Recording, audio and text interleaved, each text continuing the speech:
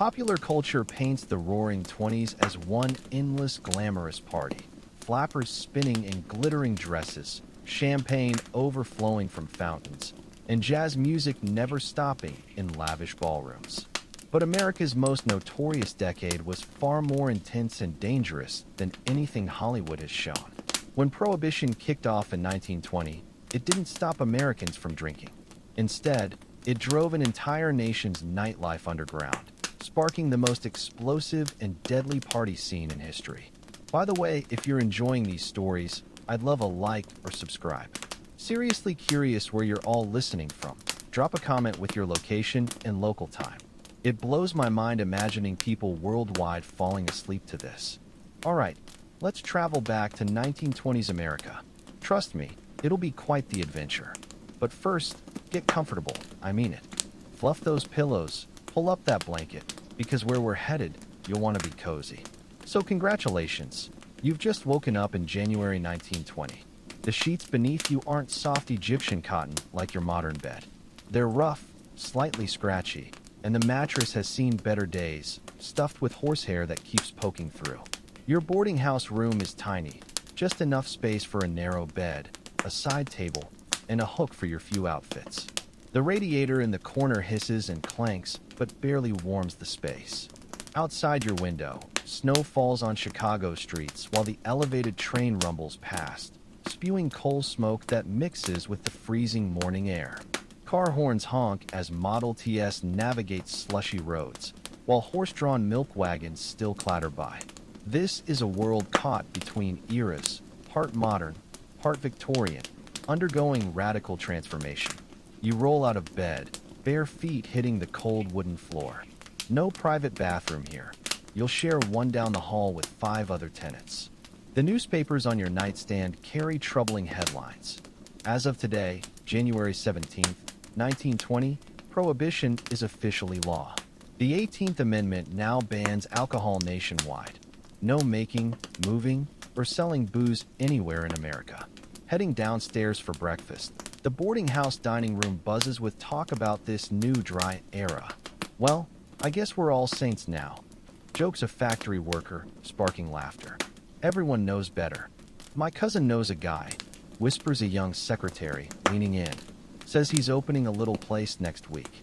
Password only. Within days, Prohibition would birth something entirely new in American life, the speakeasy. The term itself wasn't new. Since the 1880s, it meant illicit bars in dry areas. But now these underground joints would transform from rare oddities into the heart of American nightlife. Their sudden appearance was astonishing. As legal saloons closed, speakeasies opened almost overnight, sometimes in the exact same locations, just with hidden entrances and password systems. Walking to work, you see neighborhoods transforming before your eyes. That corner pharmacy? By next month, its back room will offer something stronger than cough syrup. That tailor shop's basement entrance? Soon you'll need to whisper passwords. That unmarked door? By Valentine's Day, it'll lead to a jazz club serving bootleg gin. Within 5 years, New York City alone would have an estimated 30,000 speakeasies. Chicago, your current home, would soon boast thousands too. Americans weren't about to let federal law kill their fun. By February, your boarding house friends have discovered 3 speakeasies within walking distance. One evening after work, they invite you along. Just say Joey sent you. Your friend explains as you approach an unmarked alley door. And whatever you do, don't look nervous. You knock 3 times.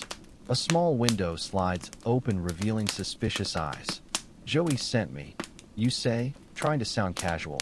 The door swings open to reveal narrow stairs leading down to a basement. Jazz music, cigarette smoke, and laughter drift upward. At the bottom, you enter a space that defies expectations. Not some dingy hole, but a surprisingly elegant room. White-clothed tables surround a small dance floor where a 4-piece band, piano, drums, trumpet, sax, plays in the corner. Well-dressed men and women sip from teacups and coffee mugs, their contents clearly not tea or coffee. The air hangs thick with tobacco smoke and perfume. First time? Asks the bow-tied bartender as you approach. You nod. Well, we got beer, whiskey, gin. What's your pleasure? This is your first taste of bootleg liquor. An interesting experience. The beer's watery and flat. The whiskey burns your throat unusually harsh. The gin? Best not to think too hard about what's in it.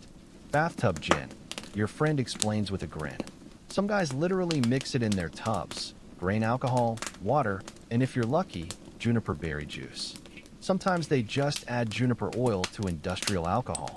Bootleg alcohol quality varied wildly in Prohibition's early days. Some speakeasies sold premium pre-Prohibition stocks smuggled from Canada or Europe. But as supplies dwindled, most turned to dangerous moonshine and bathtub concoctions. Some bootleggers even sold toxic industrial alcohol or wood alcohol that could cause blindness, paralysis, or death. Between 1920 to 1925, alcohol poisoning deaths skyrocketed. The government that banned alcohol to protect Americans had accidentally created a far deadlier drinking culture. But people accepted the risks, the thrill of forbidden fruit, the excitement of breaking the law, and speakeasy's unique atmosphere proved irresistible. For the first time in American history, men and women drank together publicly. Before Prohibition, saloons were male-dominated spaces. Now women weren't just entering these establishments. They became their most enthusiastic customers. By spring, weekly speakeasy visits become your ritual. You learn raid warning signs, special knocks, flashed lights, code words shouted across rooms. When raids happen, everyone moves with practiced efficiency. Bottles disappear under tables or into hidden compartments. Drinks get dumped into plants or special drains. By the time police break in, everyone's sipping Coca-Cola discussing the weather. Most raids were just for show anyway. Corruption became integral to Prohibition. Police, judges, politicians all had their hands out. Speakeasy owners budgeted for regular payoffs. Those who paid operated freely. Those who didn't faced constant raids. One night at your favorite speakeasy, a new band takes the stage. The trumpet player is extraordinary, his sound unlike anything you've heard. The crowd falls silent as he plays, cheeks puffed, fingers dancing across valves. This is the sound of something new being born. Jazz existed pre-Prohibition, developing in New Orleans before spreading north during the Great Migration. But speakeasies became its primary incubator. By 1925, Louis Armstrong would revolutionize jazz in Chicago. Duke Ellington would lead at Harlem's Cotton Club. Jelly Roll Morton, Bessie Smith, and countless others found eager speakeasy audiences nationwide.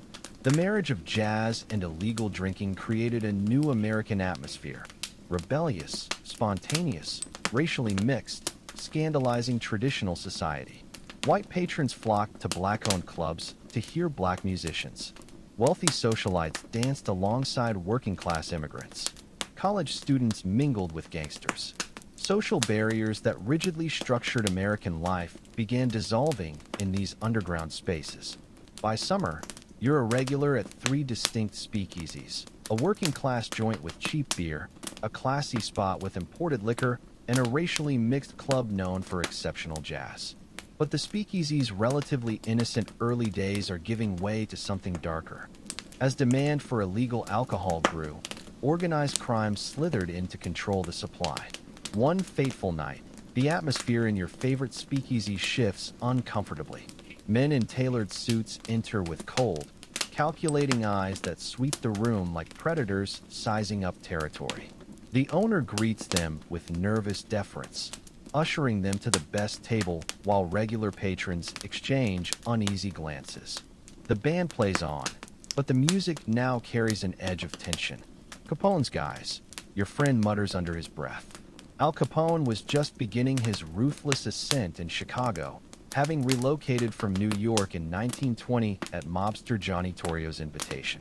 By 1925, the baby-faced gangster would control most of Chicago's bootlegging operations alongside gambling dens, brothels, and other illicit enterprises. His annual income would balloon to $60 million, over $900 million today, blood money dripping from every illegal drink served in the city. Capone wasn't operating alone. In New York, Meyer Lansky and Lucky Luciano built similarly vast criminal empires with military precision. Detroit's Purple Gang monopolized liquor smuggling across the Canadian border. From coast to coast, gangsters exploited Prohibition to construct criminal organizations of unprecedented scale and sophistication. Violence became their preferred business strategy. Territorial disputes erupted into bloody street battles. Liquor shipments got hijacked at gunpoint, and rivals faced brutal executions in broad daylight. By the mid-1920s, Chicago averaged over 500 gangland murders annually, most unsolved, many never seriously investigated. The horrific climax would come in 1929 with the St. Valentine's Day Massacre, when 7 men from Bugs Moran's gang were lined against a garage wall and executed by Capone's hitmen disguised as cops. But that bloodbath remained years away. For now, in 1920, you're witnessing the first ominous signs of how Prohibition is warping American society. What began as a moral crusade championed by temperance activists, religious leaders, and progressive reformers had unleashed forces nobody anticipated. Instead of creating a virtuous, dry utopia, Prohibition birthed a nationwide underground culture of lawbreaking, corruption, and shocking violence, alongside unprecedented social freedom and artistic innovation.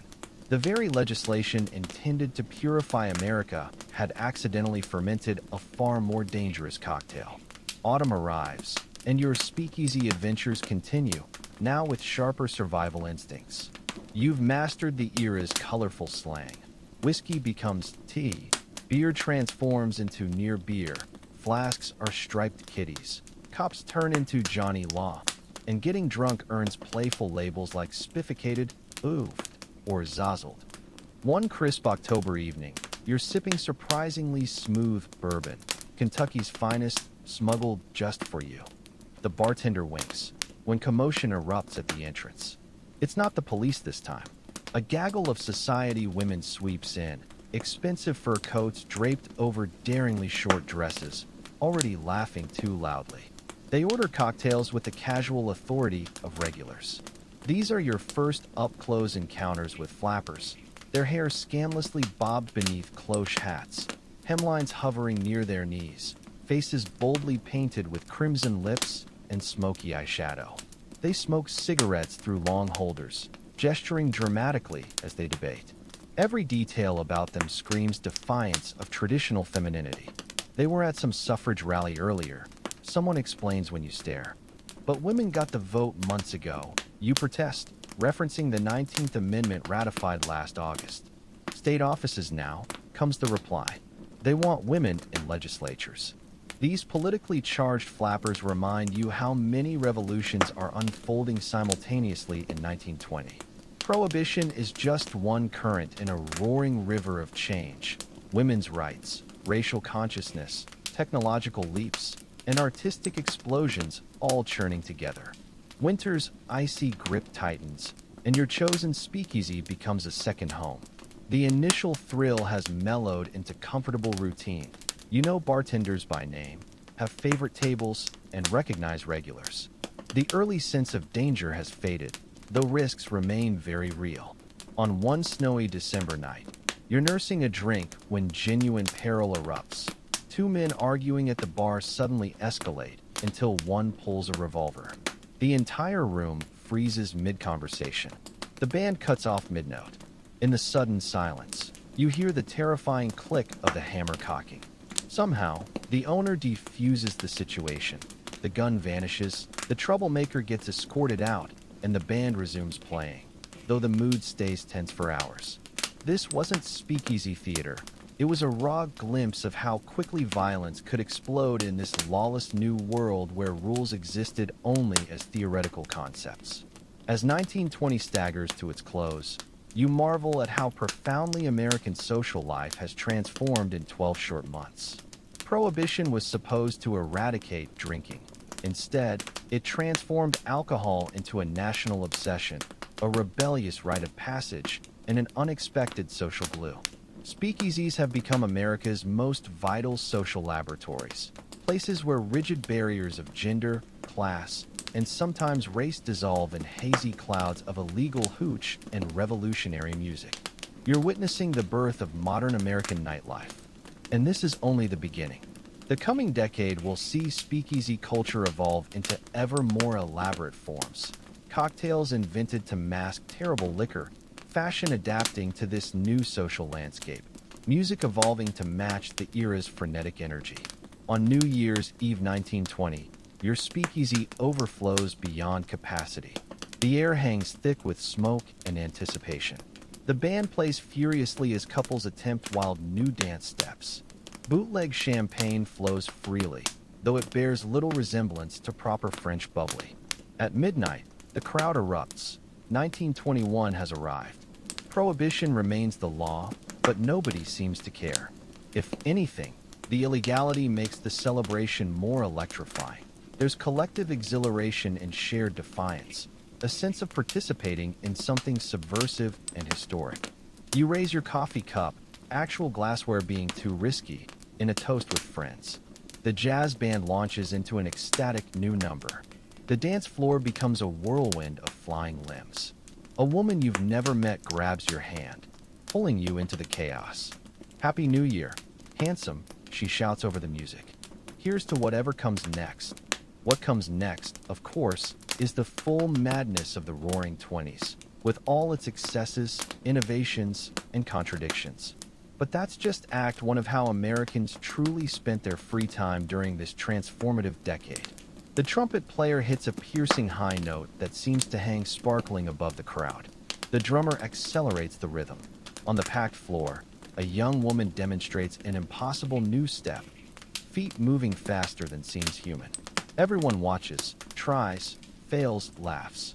This is how culture spreads in 1920, person to person, night by night, in hidden rooms where the law can't reach. Outside, a beat cop patrols the block, deliberately turning his gaze from the suspicious activity. He'll collect his envelope tomorrow. Everyone knows the system. Everyone plays their role. "My brother's opening a new place next week," your friend shouts in your ear during a rare lull. Supposedly they've got girls dancing the Charleston. She raises an eyebrow suggestively. "Want to check it out?"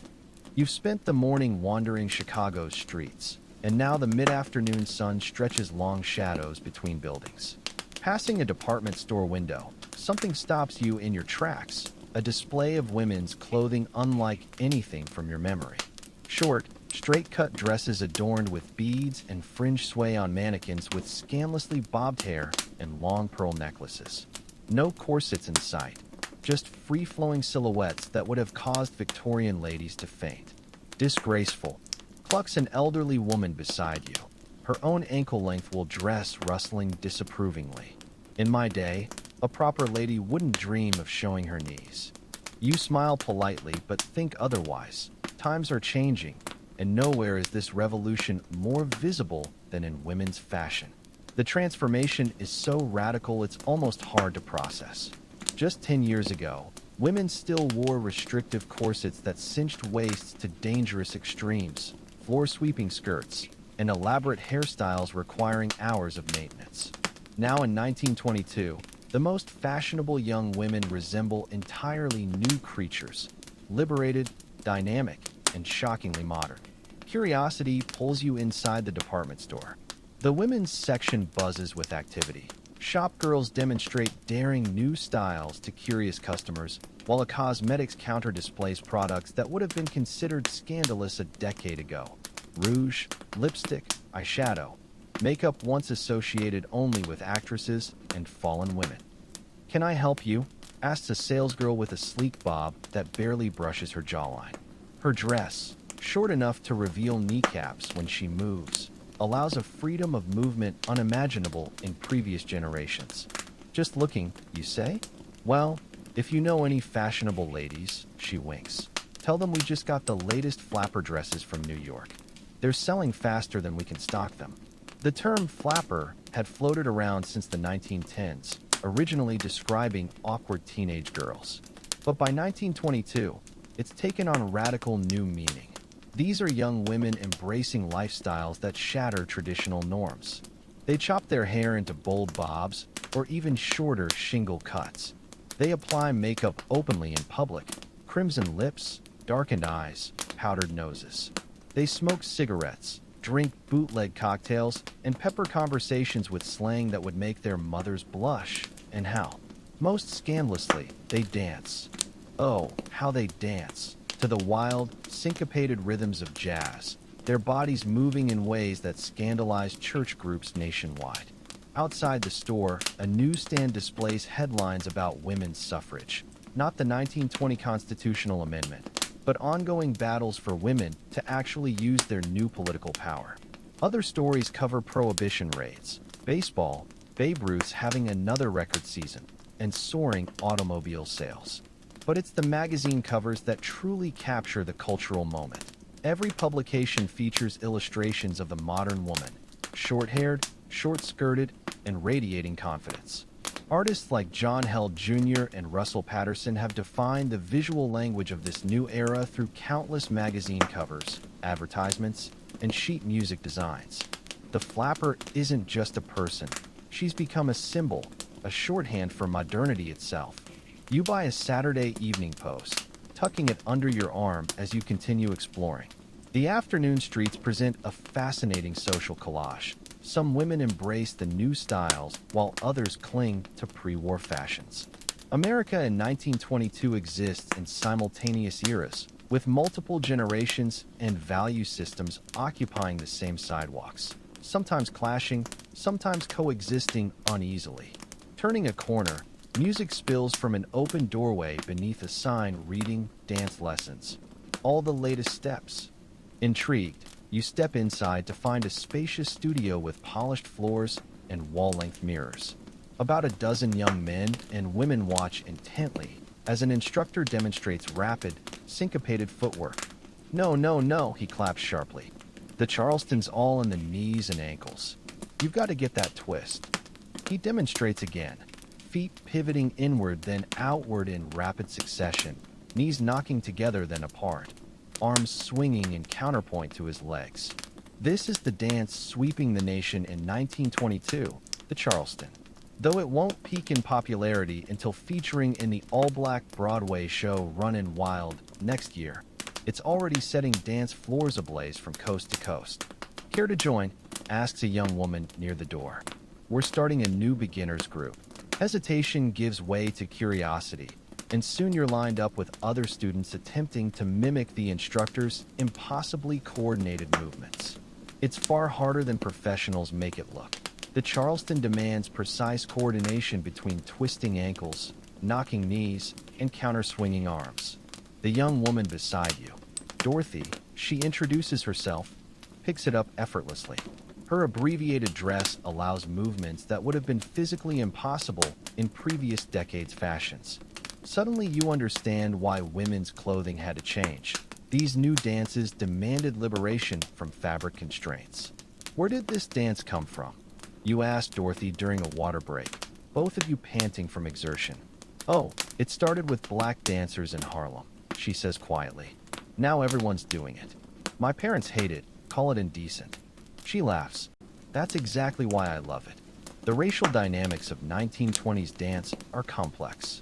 White Americans simultaneously idolize and appropriate black cultural innovations while often denying their origins. The Charleston, like jazz itself, emerged from black communities. As it crosses into mainstream white culture, it gets sanitized and commercialized. Its roots obscured, but its revolutionary energy intact. After the lesson, Dorothy invites you to a dance hall that evening. "They've got a hot jazz band," she says, "and they don't water down drinks too much, if you catch my meaning." Hours later, you enter a cavernous space packed with couples doing the foxtrot, shimmy, and yes, the Charleston. Dorothy introduces her friends, a lively group of early 20-somethings. The women all sport bobbed hair and knee-bearing dresses. They smoke cigarettes and pepper conversations with era-defining slang you're still learning, the cat's meow, the bee's knees. "Don't be a flat tire," Dorothy teases, dragging you onto the floor. "Let's practice what we learned." The Charleston is just one of many dances defining the era. The black bottom, with its scandalous hip thrusts, gains popularity. The shimmy involves standing still while shoulders vibrate provocatively. The bunny hug, turkey trot, and Grizzly Bear all feature animalistic movements that would have horrified Victorian ballroom purists. These dances aren't just entertainment. They're physical manifestos celebrating newfound freedom, especially for women. Victorian ideals demanded female restraint, bodies confined by both corsets and social convention. The 1920s dances reject this entirely, celebrating bodies in motion, energetic, expressive, unfettered. As the evening progresses, you notice something remarkable. While most patrons are white, a small group of black couples dances near one wall. They're not fully integrated with white dancers, but their presence in the same space is revolutionary for 1922 America. The shared love of jazz creates spaces where rigid racial segregation bends, if not breaks. During a break, Dorothy introduces Evelyn, a secretary at an advertising firm. "Can you believe I earn enough for my own apartment?" Evelyn says proudly. "Mother keeps saying I need a husband, but I'm having too much fun." This economic independence fuels the flapper revolution. Post-war America sees more women entering offices, department stores, and telephone exchanges, jobs offering alternatives to domestic service or factory work. While still paid less than men, young single women can now support themselves, however modestly, granting unprecedented social autonomy. "My grandmother couldn't vote," Dorothy remarks as you watch the crowd. "Now we vote, earn salaries, and dance the Charleston. Progress." She raises her cocktail in a toast. But not everyone agrees. Newspapers decry the flapper menace, schools ban short skirts, and religious leaders condemn nude dances as sinful. An Atlantic monthly article describes flappers as women who trot like foxes, limp like lame ducks, one-step like cripples, to the barbaric yawp of strange instruments. Such criticism only makes flapper culture more appealing to young women eager to break from tradition. As midnight approaches, the dance hall's energy intensifies. The band plays faster, dancers move more recklessly, radiating joyful rebellion against centuries of restraint. When the Charleston reaches its frenzied peak, 100 feet move in synchronized rebellion, kicking, twisting, flying in defiance of Victorian propriety. In this moment, you understand why elders are terrified. This isn't just dancing. It's cultural revolution in motion, bodies rejecting outdated norms through every scandalous step. The dance finally ends to thunderous applause, leaving you breathless but exhilarated. Dorothy fans herself dramatically with one hand. "Isn't this just the berries?" she grins. "Mother would have a conniption if she saw me now." For countless young women like Dorothy, that's precisely the point. The flapper isn't just a fashion statement, but a bold declaration of independence from their mother's restrictive world. Of course, reality often falls short of the stereotype. Most 1920s women aren't full-fledged flappers. They might adopt a bobbed haircut or raised hemline while otherwise living conventional lives. They work as shopgirls or secretaries by day, dance the Charleston on Saturday nights, then attend church with their parents come Sunday morning. American society isn't being revolutionized so much as fractured, different generations navigating the cross-currents of tradition and modernity in their own ways. The dance hall crowd presents a fascinating microcosm. Die-hard flappers like Dorothy and her friends embracing the new ethos completely. Young men in slick-back hair, some slumming for excitement, others saving up for nights out. Older couples attempting the new steps, and a few visibly disapproving chaperones watching from the sidelines. "You simply must come to Mabel's house party next weekend," Dorothy insists as you catch your breath. Her parents are away. She's got a Victrola and all the latest records. Home phonographs represent another technological revolution transforming leisure. Suddenly, jazz needn't be confined to dance halls. Any gathering could become an instant party with the right recordings. This privatization of entertainment will only accelerate as radios begin appearing in American homes, a development just gaining momentum in 1922. "We're teaching everyone the black bottom," Dorothy continues excitedly. It makes the Charleston look tame. She demonstrates with hip movements that would indeed scandalize polite society. The black bottom, originating among black Southern dancers, will soon rival the Charleston's popularity, It slides, stomps, and hip shakes, often sanitized as it crosses into white mainstream culture, yet retaining enough provocation to thrill rebellious youth. My brother claims dancing like this will destroy civilization. Dorothy laughs while adjusting her garter. He prefers lectures or chess, such a killjoy. This generational divide reflects a deeper cultural shift. Having witnessed the horrors of World War I, many young people embrace carpe diem philosophy. Life's too short for their parents' stuffy propriety. The music shifts to a slower foxtrot, invented in the 1910s but remaining popular as a slightly more restrained alternative to wild jazz dances. Dorothy's immediately claimed by a dapper young man in an expensive suit. She throws you a wink over his shoulder as they join the swirling couples. Left alone, you observe the changing rituals of courtship playing out around you. Before the 1920s, respectable young women didn't attend dances without chaperones.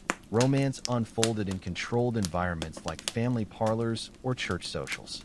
Now, women like Dorothy go out unchaperoned, meet men freely, and make their own choices about partners. Even the language is new. The word date only recently acquired its modern romantic meaning, describing a new social script where men ask women out, pick them up, and pay for the evening. Automobiles amplify this romantic revolution by providing unprecedented privacy. Parking, finding secluded spots to neck or pet in cars, becomes a national pastime for young couples. This new mobility allows physical intimacy outside marriage on a scale previously unimaginable. Of course, every generation finds ways around restrictions, but the 1920s makes such behavior mainstream and open in ways that shock traditionalists. Not that all dance halls condone such behavior. The establishment you're in maintains some decorum. Couples keep a respectable distance while dancing. But at more risque venues, dances like the shimmy shwabble encourage full-body contact that would have landed participants in jail a decade earlier. As midnight passes, the hall shows no signs of closing. If anything, the energy escalates. The band takes fewer breaks. The dancing grows more abandoned. Urban nightlife is hitting its stride in 1922, with many venues operating until dawn to accommodate this new nocturnal culture. Dorothy reappears, flushed and radiant from dancing. "They're playing a shimmy next," she announces, grabbing your hand. "I'll show you." The shimmy, perhaps the era's most controversial dance, involves standing still while rapidly shaking the shoulders, creating provocative vibrations throughout the body. Performers like Gilda Gray popularized it in vaudeville, and by 1922, it's migrated to dance halls despite being banned in many cities. It's simple. Dorothy instructs, demonstrating. Just hold your body still and shake like this. Her entire physique vibrates with the movement, pearls bouncing against her chest. You attempt to mimic her, feeling ridiculous but caught up in the infectious energy. All around, people perform variations, some coordinated, others hilariously uncoordinated, as the band eggs them on with increasingly frenetic rhythms. Unlike formal ballroom dancing requiring lessons and precision, jazz dances welcome anyone willing to try. They're democratic, accessible regardless of background. This inclusivity represents another break with tradition, where dance proficiency signaled social standing. During a particularly wild number, you notice couples dancing closer than Victorian standards would allow. Even the relatively restrained foxtrot permits proximity that would have scandalized previous generations. Some blame this physical intimacy on the war, which exposed millions of young Americans to European customs. Others point to movies showcasing more permissive behavior. Conservative critics blame jazz itself, claiming its primitive rhythms encourage immoral impulses. Whatever the cause, the effect is undeniable. American youth culture in 1922 is severing ties with the past through movement itself. These young people aren't just dancing. They're embodying a new worldview that rejects Victorian restraint in favor of modern freedom. Around 2 a.m., the band announces their final number, One Last Charleston. Dorothy drags you back onto the floor as the musicians launch into a breakneck tempo. The dancers respond with ever more energetic steps, some improvising moves that defy description. This is the jazz age distilled to its essence: fast, reckless, liberated, unstoppable.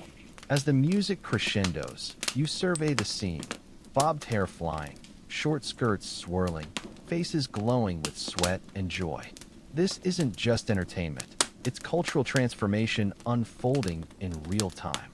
Step by step, beat by beat, these young people are rewriting social rules through sheer physical expression. The song ends with a dramatic flourish, earning wild applause and whistles. The musicians take their bows as lights brighten slightly, the night's official end. Wasn't that just the cat's pajamas? Dorothy sighs, fanning herself.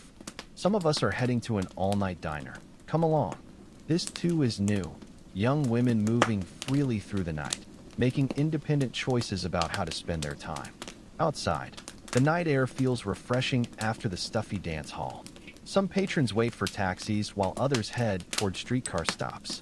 A few privileged college boys in raccoon coats pile into a gleaming Model T, the ultimate status symbol for 1920s youth. Someone starts humming the Charleston tune, and soon a group is performing steps right on the sidewalk, laughing uproariously. A passing policeman shakes his head but doesn't interfere. This is 1922, and even authorities are reluctantly accepting that they can't stop cultural change. At the diner, a new phenomenon catering to night owls. You squeeze into a booth with Dorothy's friends. The conversation buzzes with era-specific slang. That band was the bee's knees. Don't be a wet blanket. Let's make whoopee. This linguistic innovation creates generational boundaries, a verbal code separating youth from their square elders. Menus arrive offering cheap, party fare, eggs, pancakes, coffee, perfect for post-dance refueling. As you eat, talk turns to next weekend's plans, another dance, a possible road trip, the latest Clarabelle movie. The sense of possibility is palpable. These young people genuinely believe they're inventing a new world through sheer force of revelry. By 3 a.m., fatigue sets in. You bid farewell to Dorothy and her crew, promising to meet again soon. Walking back to your lodgings through quiet streets, you reflect on the evening's revelations. The dance hall wasn't just a venue. It was a social laboratory where gender norms, racial barriers, and class distinctions were being radically renegotiated through jazz, alcohol, and movement. Tomorrow, you'll explore another dimension of 1920s leisure, the booming world of spectator sports. But for now, as dawn approaches, your mind replays images of swirling dancers, their bodies proclaiming freedom with every scandalous step. The Victorian age is dead. The modern era has begun, and its soundtrack is jazz. Morning light filters through your hotel window as you wake, stretching muscles still protesting last night's enthusiastic dancing. Today's agenda takes you beyond dance halls and speakeasies to explore another pillar of 1920s leisure, the explosive growth of spectator sports. You've overheard excited chatter about today's baseball game between the Chicago White Sox and New York Yankees, featuring their sensational new slugger, the one they call the Bambino.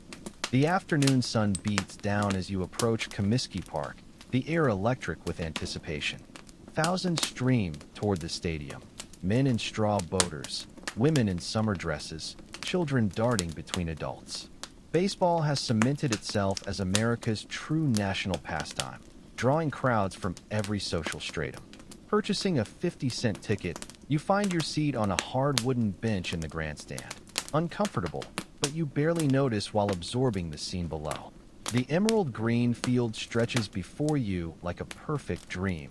Groundskeepers making final preparations while vendors hawk peanuts and Coca-Cola in the stands. Unlike the illicit thrill of speakeasies, this is wholesome family entertainment, though you spot men discreetly passing flasks. First game?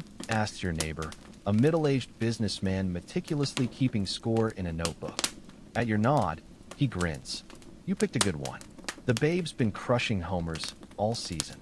George Herman Babe. Ruth has revolutionized baseball in just a few short years. After starting as a pitcher for Boston, his sale to New York in 1920 shifted him to outfield so his bat could play daily.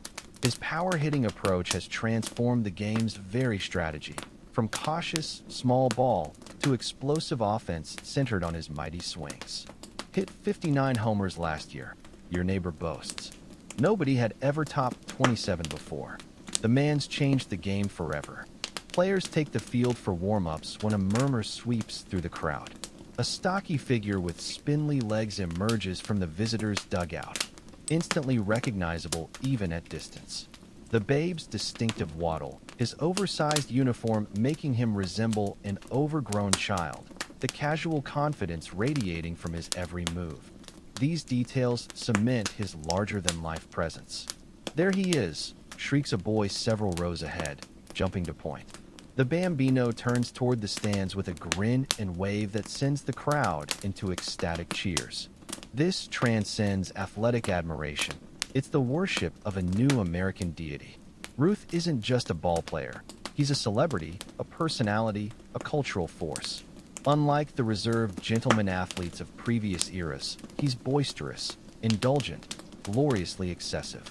Stories of his appetites for food, alcohol, women circulate as widely as his baseball feats.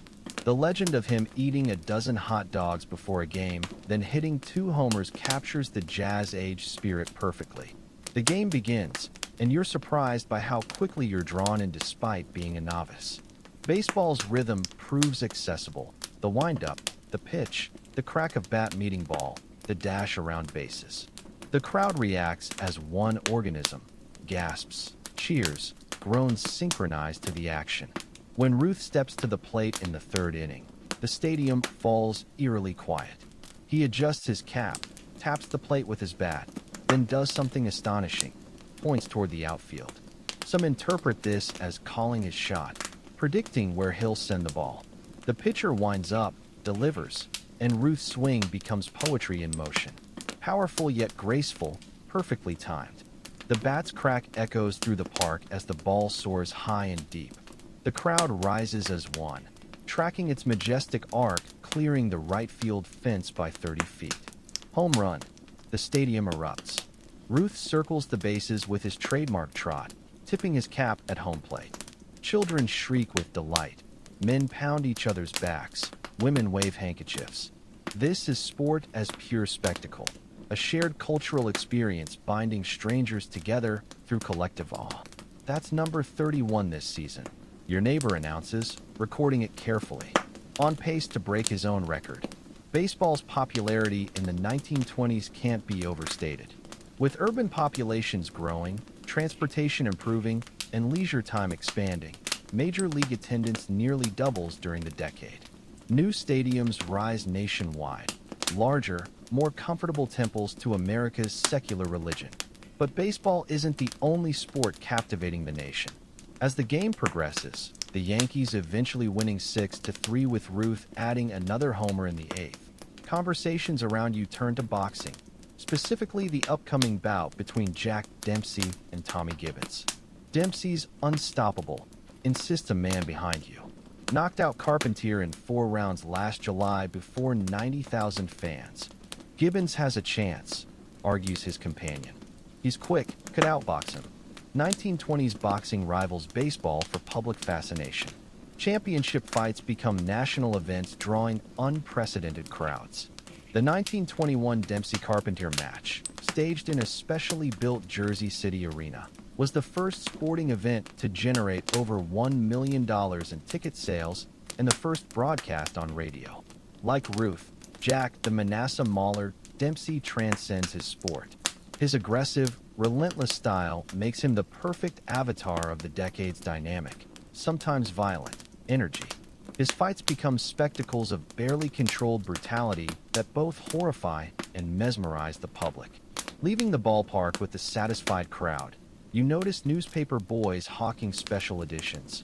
Ruth does it again. 2 homers against Sox. The speed of sports news dissemination reflects another 1920s innovation. Radio broadcasts bring games to remote listeners. Newspapers print multiple editions to cover results, creating a nation united by shared athletic narratives even when experienced vicariously. Your day of sports spectating leaves you exhilarated but craving different entertainment. Checking your watch, you realize there's time for an evening movie. The theater district lies just a short streetcar ride away. By 1922, cinema has completed its evolution from novelty to dominant art form. Grand movie palaces are rising in cities nationwide. Ornate theaters with lavish facades, plush seating, and extravagant lobbies that make movie-going an event unto itself. Disembarking at a bustling intersection, your gaze locks onto a dazzling marquee. State Theater, tonight. Grandma's Boy starring Harold Lloyd. The poster shows the bespectacled comedian in his signature pose of comic distress. One of the year's most anticipated comedies, directed by Fred Neumeier and featuring Lloyd's trademark blend of humor and death-defying stunts. The theater lobby stuns with its exotic architecture, a fantasy land of marble columns, crystal chandeliers, and plush crimson carpets. Uniformed ushers guide patrons to seats while an organist plays a mammoth Wurlitzer theater organ, its pipes visible along the walls. You purchase a 25-cent ticket and settle into a center section seat as the house fills. Movie-going has become a regular habit for millions across all social classes, far more accessible than live theater. As lights dim, the organ transitions to dramatic chords while the studio logo appears. First comes a PATH news reel, glimpses of President Harding dedicating monuments, famine relief in Russia, a Newport Society wedding. For many Americans, these newsreels provide their first visual connection to distant events and places. Next, a Felix the Cat cartoon delights the audience with its anarchic humor, the mischievous feline getting into increasingly absurd predicaments resolved through impossible physical transformations. The medium's freedom from reality's constraints thrills viewers accustomed to live performances' limitations. Then the main feature begins. Grandma's Boy tells the story of a cowardly young man who gains courage through his grandmother's talisman, supposedly belonging to his brave grandfather. Lloyd's physical comedy shines, his expressive face magnified on screen, his body performing stunts blurring the line between humor and danger. Along with Chaplin and Keaton, Lloyd forms the triumvirate of great silent comedians, each with distinct personas. Chaplin's wistful tramp, Keaton's stoic stone face, Lloyd's glasses wearing everyman whose ordinary appearance belies extraordinary athleticism. What strikes you most is the communal experience. Laughter ripples through the audience at Lloyd's antics, gasps synchronized during dangerous sequences. Without dialogue demanding silence, viewers react freely, creating shared emotional waves. The organist underscores the action perfectly. Jaunty tunes for comic scenes, dramatic chords for suspense, romantic melodies for the love story. This interplay between music and image proving crucial to silent film's power. After the movie ends to enthusiastic applause, you emerge into early evening. Other theaters advertise diverse offerings: westerns, romances, dramas. Cinema has diversified to serve every taste. Wasn't he marvelous? Gushes a young woman to her companion. Photoplay says he does all his own stunts. Almost died making safety last. Fan magazines like Photoplay are creating modern celebrity culture, offering behind-the-scenes glimpses and gossip about stars like Lloyd, Chaplin, Mary Pickford, Douglas Fairbanks, and Rudolph Valentino, household names whose faces and lifestyles fascinate the nation. The streets remain lively as night falls. Restaurants, shops, and theaters stay open late, their electric lights creating new urban nocturnal landscapes. You decide on dinner at an automat, another 1920s innovation. Horn and Hardart's coin-operated vending machines. Insert nickels, turn knobs, retrieve sandwiches, pie, or coffee. Represent dining mechanized for modern efficiency. Over your meal, you overhear conversations about Amos and Andy, a popular radio show. Though radio broadcasting remains in its infancy in 1922, it's already altering leisure patterns. By decade's end, radio will become the first true national mass medium, bringing entertainment, news, and advertising directly into homes. We got a crystal set last month, boasts one diner. Reception spotty, but when it works, we can hear stations 3 states away. Early radios require technical skill. Crystal sets use mineral crystals and cat's whisker wires to detect signals without external power, while vacuum tube models offer better reception through loudspeakers.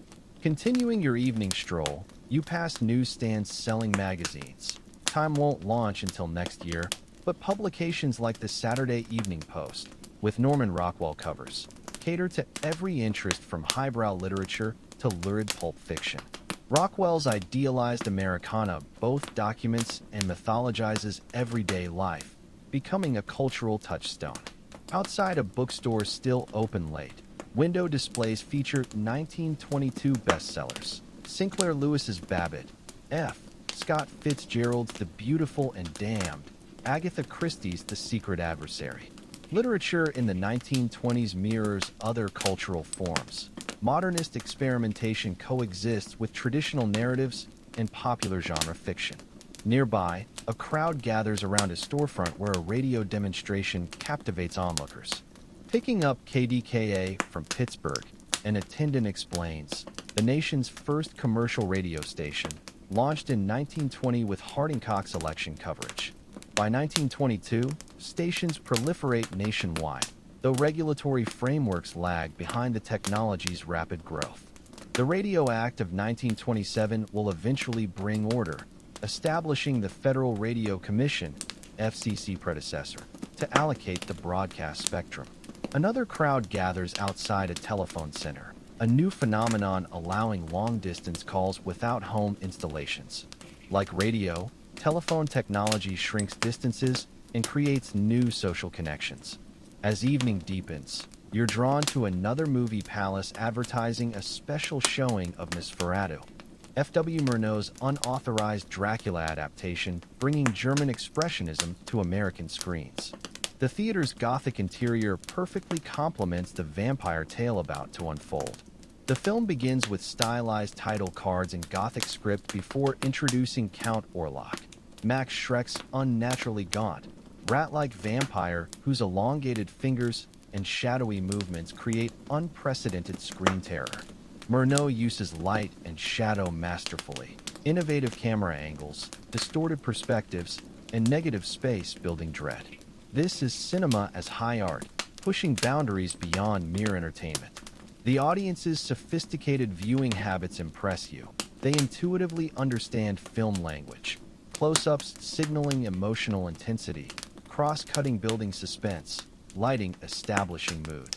In just 2 decades, viewers have developed visual literacy, allowing increasingly complex storytelling. Foreign films like Nosferatu represent one branch of cinema's evolution. American directors like D.W. Griffith, Cecil B. DeMille, and Erich von Stroheim are establishing film as a director's medium, while studios develop star systems and genre conventions that will define Hollywood's golden age.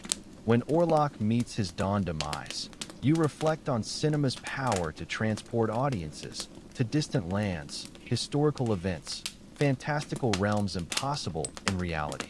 Movies are becoming society's shared dreamscape, a collective unconscious projected in light and shadow.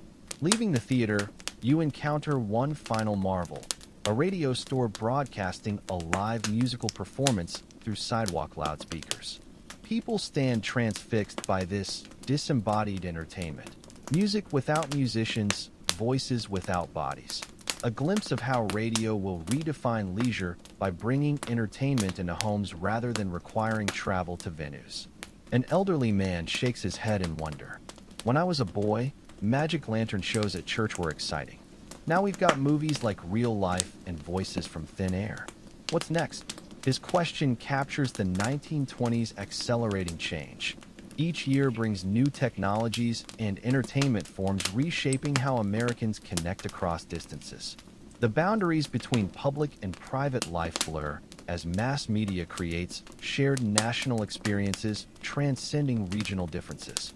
Returning to your hotel, you marvel at the day's experiences, from Ruth's majestic homers to Lloyd's death-defying comedy to Orlok's creeping horror, each representing different facets of 1920s entertainment. Stadiums, movie palaces and radio receivers are more than venues. They're laboratories where modernity gets tested, where social norms are rewritten, where high and low culture intersect. Tomorrow, you might explore the decade's stranger fads, flagpole sitting, dance marathons, crossword crazes, or perhaps investigate how automobiles continue transforming American geography and social life. The possibilities seem endless in this cultural ferment, this jazz-scored, celluloid-projected, radio broadcast revolution in leisure. For now, you're content with today's adventures, your personal tour through 1922's entertainment landscape. The night hums with energy outside your window, a society discovering new pleasures and possibilities. Above the city lights, stars struggle to compete with humanity's own brilliant inventions. Morning light filters gently through your hotel window, casting warm patterns across your bed. Unlike the harsh cold of the boarding house room where our journey began, you're now in a modest but comfortable hotel room. You've decided to explore beyond the urban excitement of Chicago, to discover another transformative aspect of 1920s American leisure, the automobile culture that's reshaping not just how people travel, but how they live, socialize, and experience their country. After breakfast in the hotel dining room, you step outside to find a street scene transformed by machines. What immediately strikes you is the sheer number of automobiles. In just a few short years, cars have evolved from rare luxuries to ubiquitous features of American streets. Model Ts, Chevrolets, and Packards navigate the roadways, their engines creating a constant mechanical hum that's becoming the soundtrack of modern American life. On the corner stands a man beside a gleaming black Ford Model T with a small sign in the window, for hire.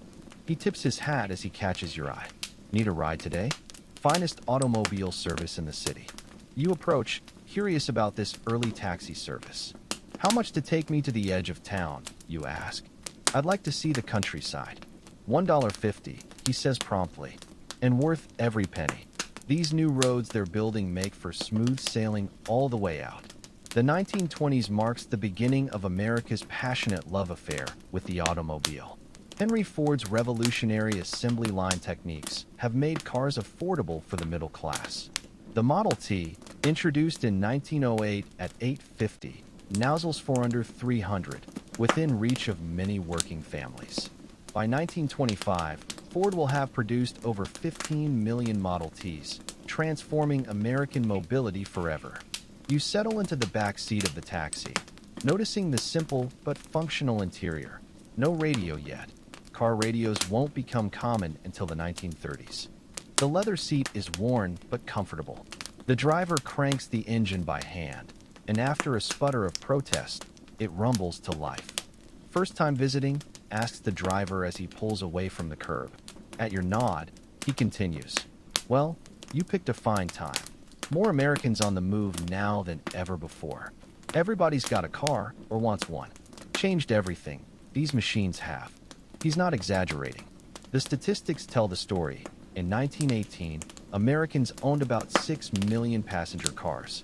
By 1929, that number will explode to 23 million. In just over a decade, the United States has become a nation on wheels, with one car for every 5 people, a rate of automobile ownership unmatched anywhere else in the world. As the taxi navigates through city streets, you notice how urban infrastructure is adapting to this new reality. Traffic signals are appearing at busy intersections.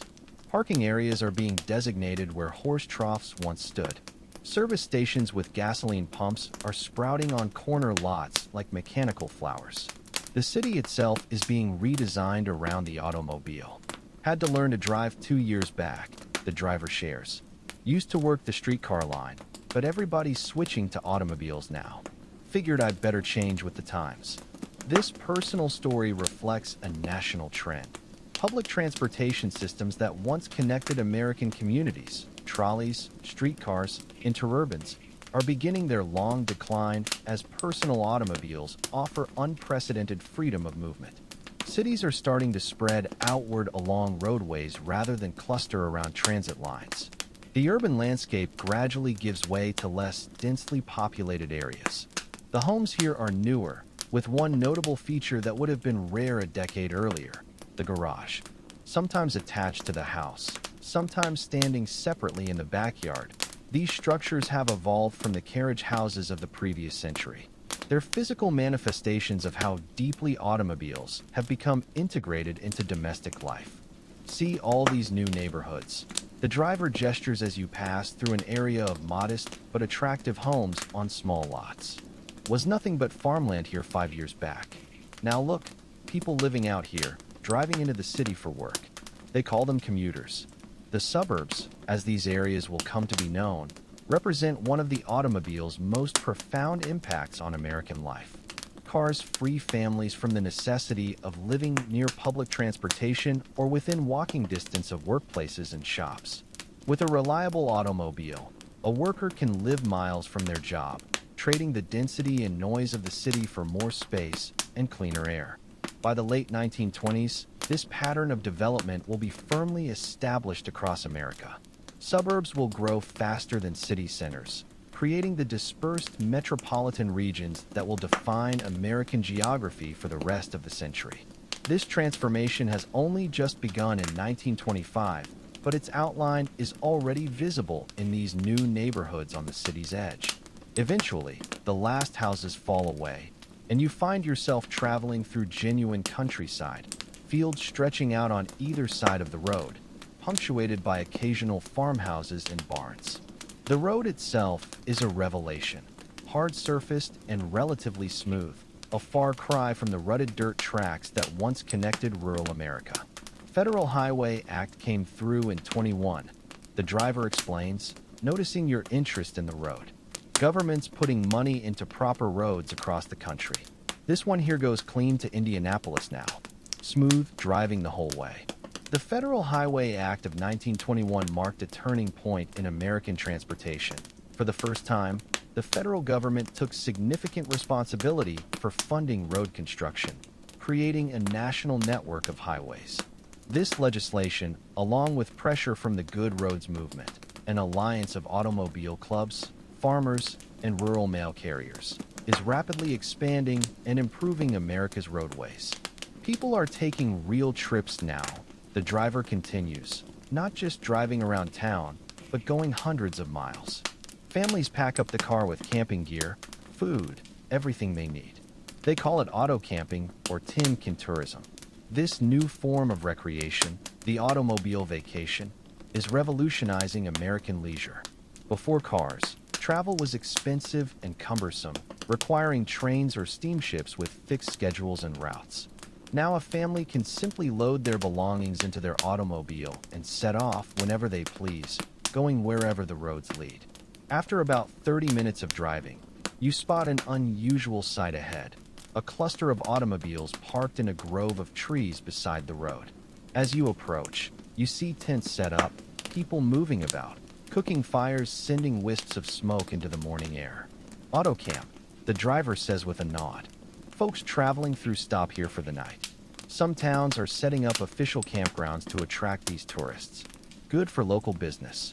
You ask the driver to pull over, intrigued by this new form of American recreation. He agrees to wait while you explore. The auto camp presents a fascinating scene.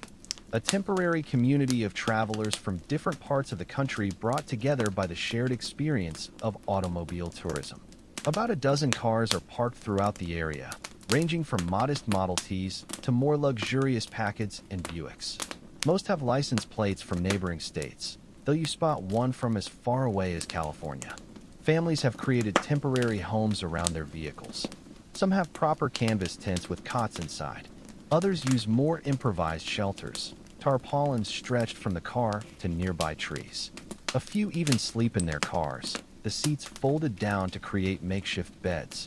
At the center of the camp, a shared cooking area has been established. Women tend pots over small fires while children play nearby. Men tinker with their automobiles, checking oil levels and tire pressure in preparation for the day's journey.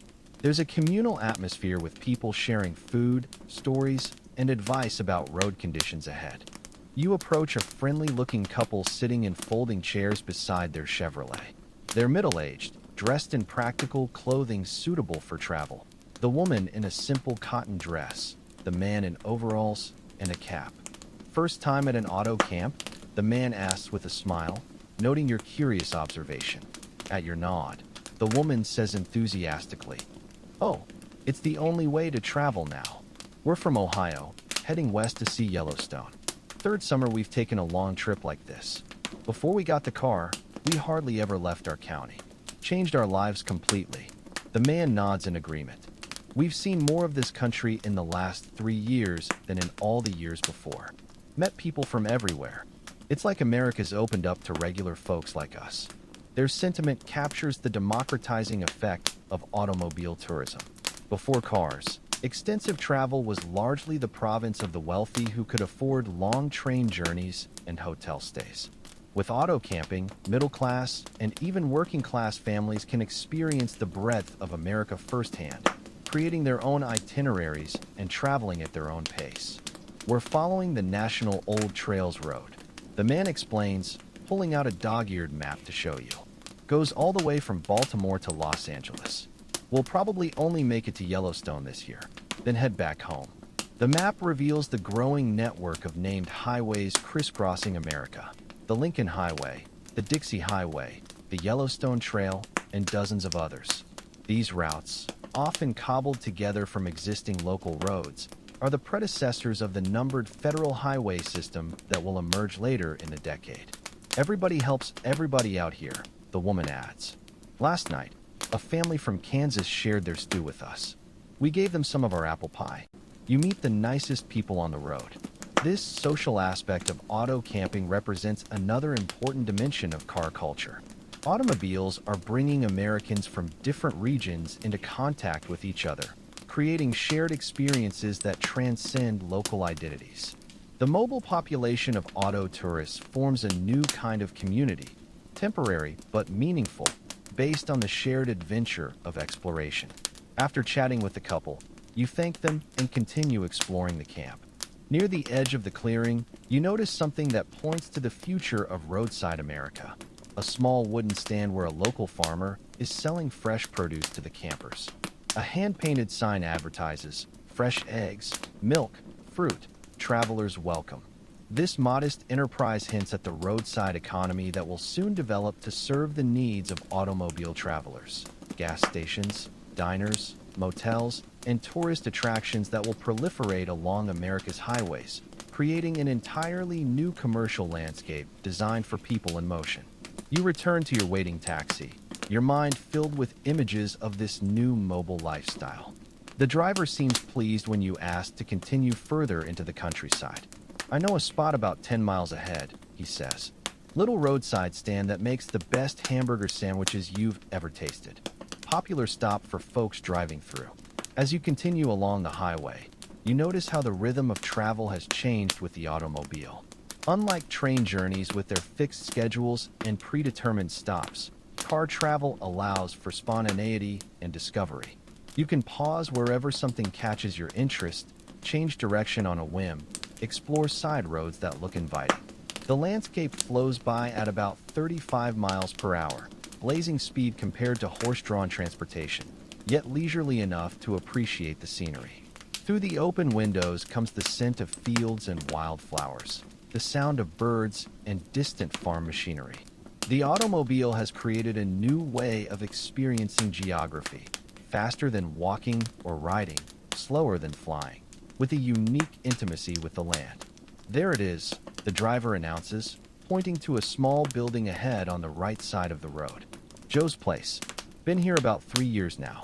Started as just a little sandwich stand, but he keeps adding on." Joe's place represents the embryonic form of the roadside restaurant.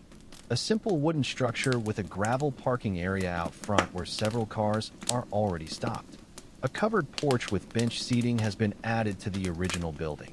Hand-painted signs advertise hot food, cold drinks, clean restrooms, the essential trinity of roadside services. Inside, the atmosphere is casual and welcoming. About a dozen customers sit at simple tables, most obviously travelers passing through rather than locals. Behind a counter, a burly man, presumably Joe himself, flips hamburgers on a large griddle, while a younger woman takes orders and serves food. You take a seat at a small table, and the woman quickly comes to take your order. The menu is limited but appealing: hamburger sandwiches, hot dogs, egg sandwiches, pie, coffee, and bottled soft drinks. You order a hamburger and coffee, curious to experience this new form of roadside dining.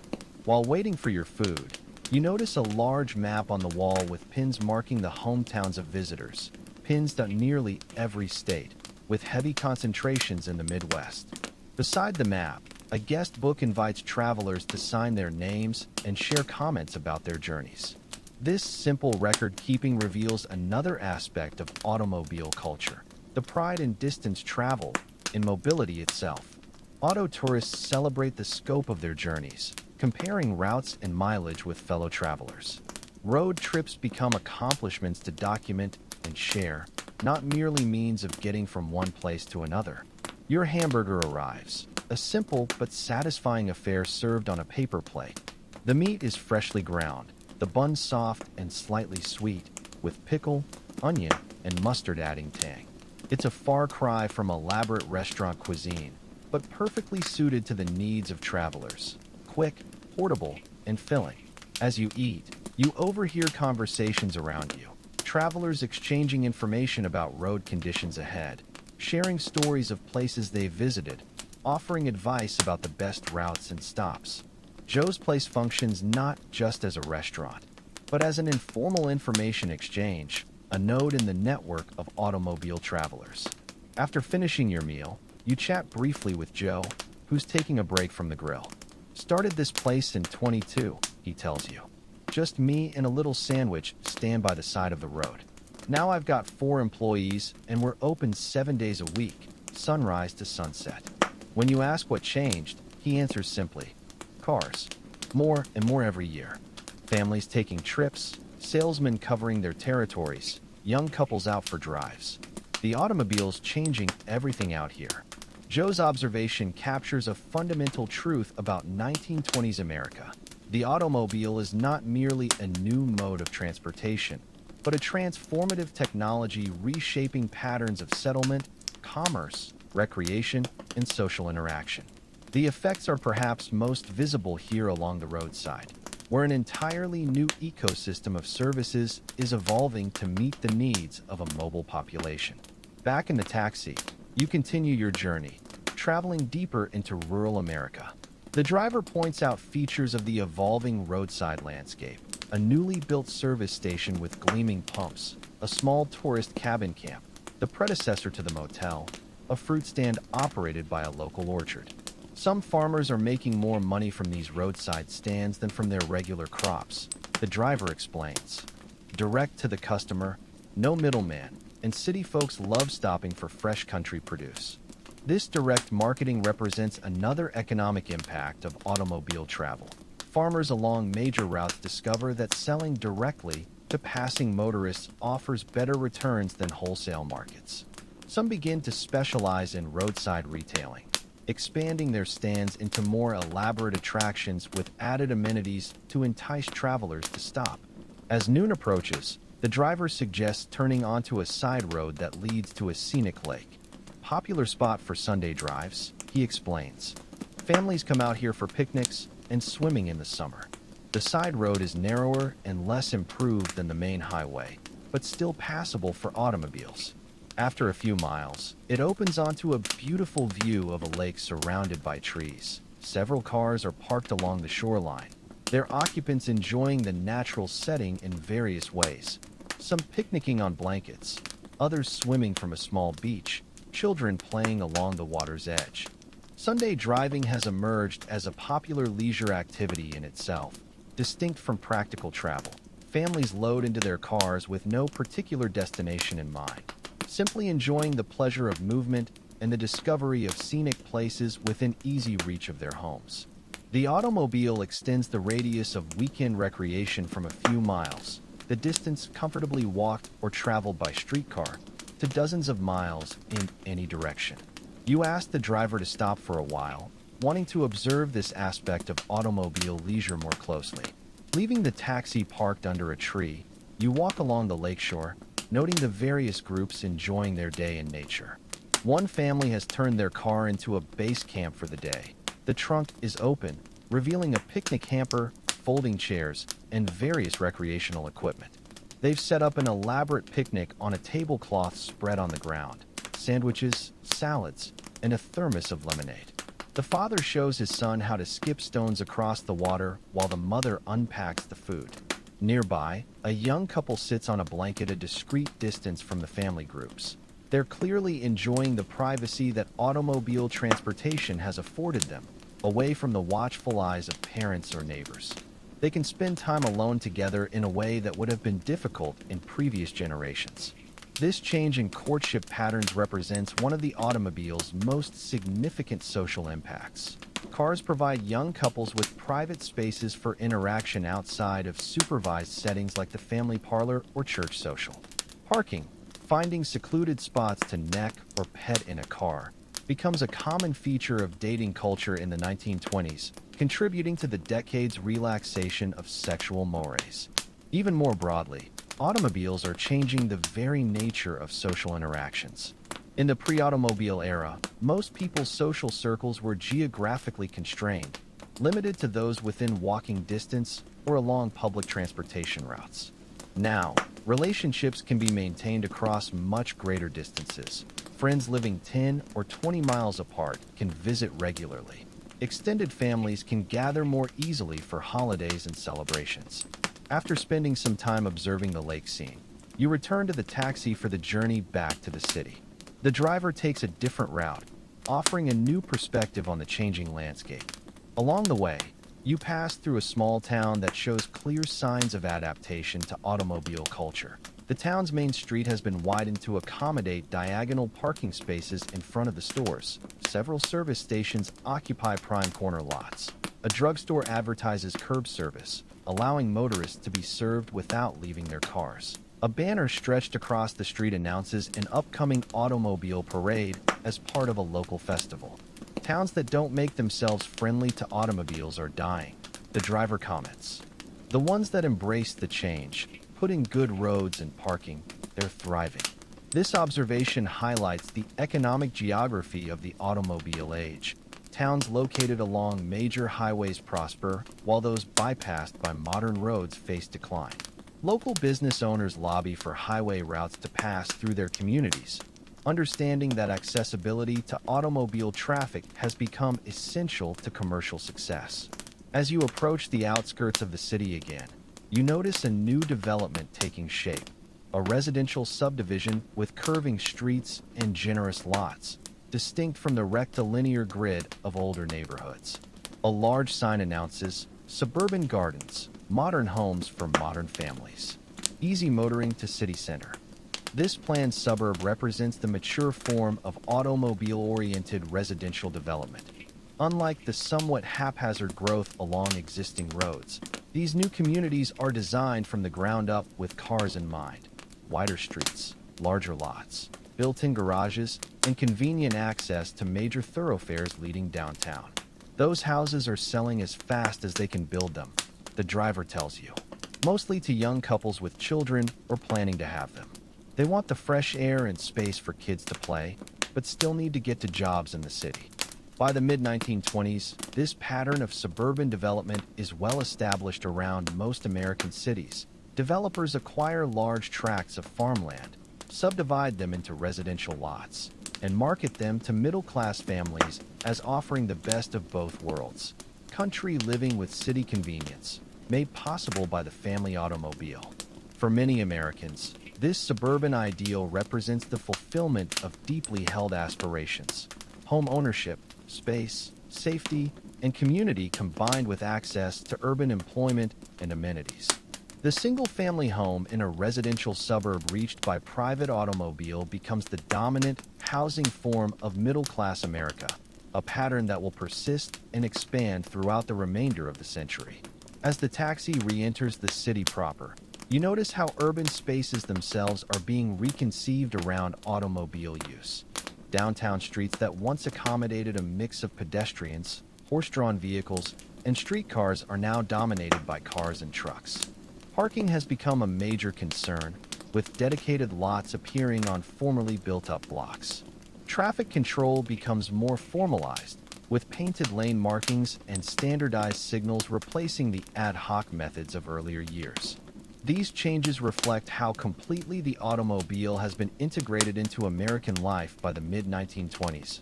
What began as a luxury item for the wealthy has become an essential tool for millions of families, reshaping not just transportation, but patterns of residence, commerce, recreation, and social interaction. Back at your hotel, you settle into your comfortable room as evening approaches. Through the window, you can still hear the sounds of automobile traffic, a constant reminder of the mobility that defines this era. Your journey today has shown you yet another dimension of how Americans spend their leisure time in the Roaring Twenties, not just in speakeasies or movie palaces or dance halls, but on the open road, discovering their country at their own pace. As darkness falls, you reflect on all you've witnessed throughout your exploration of 1920s American leisure, from the underground excitement of Prohibition-era nightlife to the revolutionary freedom of flapper culture, from the mass spectacles of baseball and cinema to the bizarre endurance contests like flagpole sitting and dance marathons, from the quiet intellectual pleasures of crossword puzzles to the expansive possibilities of automobile tourism. Each represents a facet of how Americans have reinvented their free time in this dynamic decade. The Roaring Twenties, for all its glamour and energy, has a playful side, a willingness to embrace the absurd and celebrate feats with no practical purpose beyond their own accomplishment. In this perhaps lies one of the decade's most enduring legacies, the understanding that leisure isn't merely the absence of work, but a space for creativity, for community, for testing limits, and for finding meaning through play. As technologies change and fads come and go, this fundamental insight remains. How we choose to spend our free time defines us as much as how we earn our living. The evening sky has deepened to indigo as you stroll through Chicago's streets, the day's baseball game and movie excursions leaving you pleasantly tired yet still curious about what other entertainments the Roaring Twenties might offer. Passing a newsstand, a peculiar headline catches your eye. Man sits atop flagpole for 13th hour. Intrigued, you purchased the paper and read about a curious new phenomenon sweeping America. Aloysius "Shipwreck" Kelly, the article explains, continues his death-defying feat of endurance perched atop a flagpole in downtown Los Angeles. It's 1924 now, and America has developed an insatiable appetite for bizarre endurance stunts.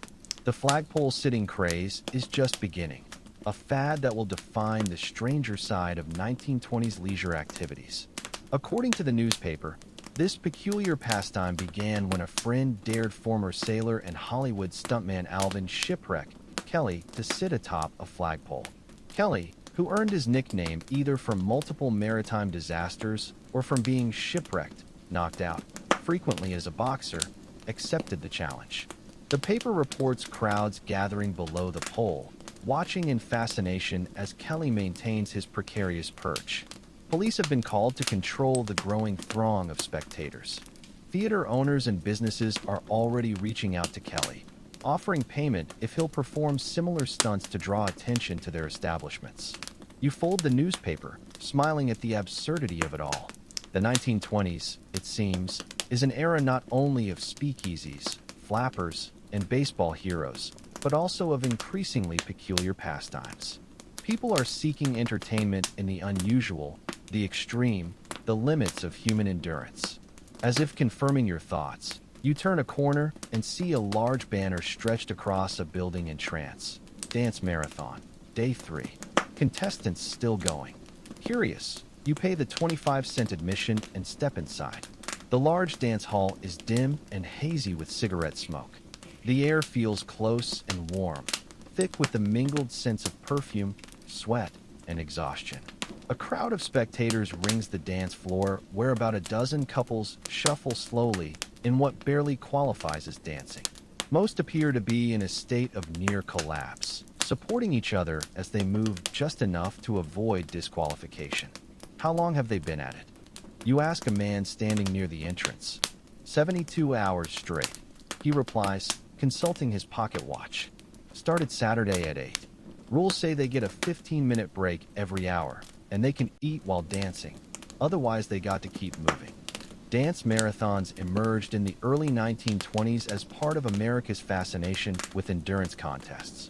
The first major one was sparked by 32-year-old dance instructor Alma Cummings, who danced continuously for 27 hours in 1923, wearing out 6 male partners in the process. Her feat generated nationwide publicity, and within weeks, others were attempting to break her record. By 1924, dance marathons have evolved from simple record-breaking attempts into elaborate spectacles of endurance. Professional promoters organize these events, charging spectators admission and offering cash prizes to the last couple standing. As the Great Depression approaches, these contests will take on a darker character. Desperate people dancing for days or even weeks for the promise of food, shelter, and the possibility of prize money. For now, though, they're primarily entertainment, testing the limits of human stamina for an audience eager to witness extraordinary feats. You make your way through the crowd to get a better view of the dancers. Most are young, in their 20s, though a few appear older. Their clothing, once fresh and fashionable, is now wrinkled and sweat-stained. Some women have abandoned their high heels, dancing in stockinged feet. Men have removed their jackets and ties, shirts unbuttoned at the collar. A man with a megaphone paces the edge of the dance floor. "Ladies and gentlemen," he announces, "we're about to begin our hourly sprint. Contestants, prepare yourselves." The shuffling couples look up with expressions of dread. An orchestra that had been playing languid waltzes suddenly strikes up a frantic Charleston tune. The announcer blows a whistle, and the exhausted dancers are forced to increase their pace dramatically, performing energetic steps for the entertainment of the crowd. Some rise to the challenge, finding reserves of energy to kick and twist. Others stumble, barely maintaining their footing. The audience cheers and claps, shouting encouragement to their favorites. This is the paradox of the dance marathon. It combines genuine endurance with theatrical spectacle, real suffering with staged entertainment. After 10 grueling minutes, the whistle blows again, and the music returns to a slower tempo. The dancers slump visibly, returning to their minimal shuffling. 2 judges patrol the floor, watching carefully to ensure no one stops moving. "We started with 30 couples on Saturday," explains a woman next to you. "Down to 11 now. My sister's been out here for 2 days to watch her boyfriend." She points to a lanky young man whose head keeps dropping forward as if he's falling asleep on his feet. His partner, a small blonde woman, appears to be supporting most of his weight. "What's the prize?" you ask. 500 Tothalist couple standing, she says, plus a silver loving cup. 500 in 1924 is a substantial sum, equivalent to several months' wages for the average worker. It's enough to explain why these young people are pushing themselves beyond normal endurance, risking their health for the chance at such a windfall. As you watch, a loud buzzer sounds and the announcer calls out, "Break time. Contestants, you have 15 minutes."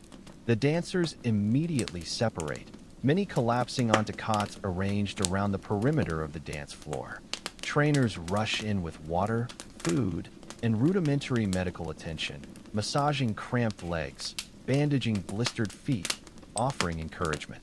The scene resembles a boxing match between rounds, with each contestant's support team working frantically during the brief respite.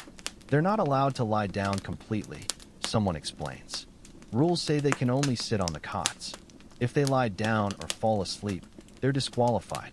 You stay to watch as the 15 minutes tick away. Some contestants wolf down sandwiches or soup. Others simply sit with vacant expressions, too exhausted even to eat. A team of doctors moves among them, checking pulses and examining feet for serious injuries. All too soon, the buzzer sounds again. "Back to the floor," the announcer calls. Groaning, the dancers rise and return to their partners.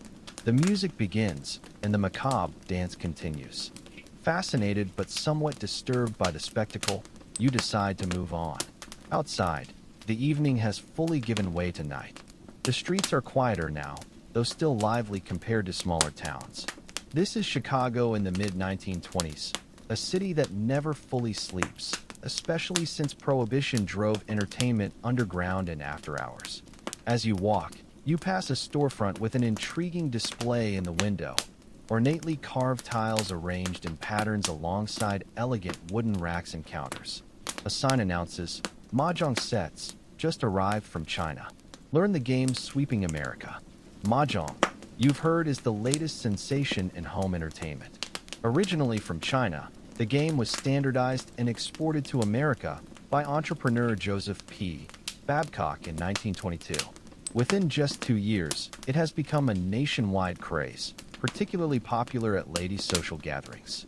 Department stores report that they can barely keep the sets in stock.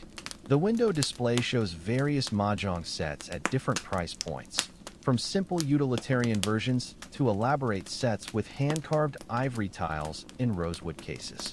Books explaining the rules stand nearby with titles like The Red Book of Mahjong and Mahjong for Beginners. What makes the Mahjong phenomenon especially interesting is how it has inspired an entire aesthetic. Women host Chinese-themed Mahjong parties, decorating their homes with paper lanterns and serving Oriental refreshments. Some even wear Chinese-inspired robes or jackets while playing. It's a form of cultural appropriation driven by America's fascination with the exotic, though few players develop any real understanding of Chinese culture beyond these superficial elements. The store is closed at this hour, but you make a mental note to return another day. Home entertainment is evolving rapidly in the 1920s. While families once gathered primarily for conversation or simple card games, they now have an expanding array of options: board games, radio programs, phonograph records, and even early versions of electronic games. Continuing your walk, you pass another interesting storefront. This one with a darkened interior, but a prominent sign featuring a mysterious-looking board covered with letters and numbers. Genuine Ouija boards communicate with the beyond. The Ouija board craze, which began in the late 19th century, gained renewed popularity after World War I. The devastating conflict, which claimed millions of lives, left many families desperate to contact lost loved ones. Spiritualism, the belief that the dead can communicate with the living, experienced a revival, and Ouija boards became its most accessible tool. By the mid-1920s, Ouija boards are standard features at parties and social gatherings. Some use them merely as entertainment, a spooky game for evenings with friends. Others take them more seriously, believing they offer genuine connections to the spirit world. Either way, they represent another facet of Americans' evolving leisure activities, a blend of supernatural curiosity and social interaction. As you turn onto a busier street, you encounter a group of young men in raccoon coats, the distinctive full-length fur coats that have become the uniform of male college students across America. They're loud and boisterous, clearly enjoying a night on the town away from campus. "I'm telling you," one says to his companions. Jenkins swallowed 3 goldfish on a $5 dare from the Phi Delta boys. Goldfish swallowing is yet another bizarre collegiate fad beginning to emerge. Though it won't reach its peak until later in the decade, college campuses have become incubators for peculiar trends and challenges: flagpole sitting, marathon dancing, goldfish swallowing, and seeing how many students can squeeze into a phone booth or automobile. These college trends reflect the growing youth culture of the 1920s. With more young people attending universities than ever before, and with traditions of strict academic discipline relaxing after the war, students create their own subcultures marked by shared rituals and outlandish behaviors. The raccoon coat, expensive and impractical, serves as a status symbol, marking its wearer as part of this privileged collegiate world. The young men pass by, still debating the authenticity of the goldfish-swallowing feat. You continue your evening exploration, fascinated by these glimpses into different facets of 1920s leisure culture. A few blocks later, you're drawn to a well-lit building with a sign identifying it as a coffee house. Unlike the speakeasies with their secretive entrances and passwords, this establishment openly welcomes patrons. Through the large windows, you can see tables filled with people engaged in animated conversation. Inside, the atmosphere is intellectual and artistic. Men and women in bohemian attire, less flashy than flapper fashion, more intentionally unconventional, sit at small tables. Many are smoking, their cigarettes creating a blue haze near the ceiling. Instead of jazz, a phonograph plays classical music at low volume, allowing for conversation. You find an empty table and order coffee from a waitress. At nearby tables, you overhear discussions of literature, politics, and philosophy. Someone mentions F. Scott Fitzgerald's latest novel. Another group debates the merits of Cubism versus Expressionism. The table directly beside yours is occupied by 4 people intensely focused on what appears to be a word puzzle. Graph paper spread between them, covered with letters arranged in intersecting patterns. 7-letter word for preposterous, says one woman, tapping her pencil against her cheek. 3rd letter is S. Absurd, suggests her companion. No, that's 6 letters. Oh, asinine. Perfect. The woman pencils in the word, connecting it with several others already on the grid. They're working on a crossword puzzle, another new phenomenon of the 1920s. Though word puzzles have existed for centuries, the crossword in its modern form was invented by journalist Arthur Wynne and first published in the New York World newspaper in 1913. By the mid-1920s, crosswords have become a national obsession. Books of crossword puzzles are bestsellers. Libraries report that dictionaries are constantly in use by puzzle solvers. Trains and streetcars are filled with people penciling in answers during their commutes. The first crossword puzzle tournament is still a year away. It will be held at Columbia University in 1925, but informal competitions like the one at the next table are becoming common. Crosswords represent yet another revolution in how Americans spend their leisure time. A solitary activity that can be social, an intellectual challenge that's also entertainment. As you sip your coffee, you notice something else about the conversations around you: the distinctive slang of the era. Young people in the 1920s have developed their own vocabulary, much of it derived from jazz culture and Prohibition. That movie was The Cat's Pajamas, says someone at a distant table. Absolutely, Jake, agrees their companion. Don't be such an owl, says a young man to his friend who's checking his watch. The night's still young. This evolving slang, with terms like bee's knees, cat's meow, juice joint, pooch, drugstore cowboy, and banks closed, meaning no more kissing, creates a generational marker, a way for young people to distinguish themselves linguistically from their elders. Like fashion and dance, language becomes another arena for expressing the decade's spirit of rebellion and innovation. You finish your coffee and decide to continue your exploration. Outside, the night has grown later, but the city still offers diversions for those seeking them. Walking down a residential street, you notice a warm glow from the windows of many homes.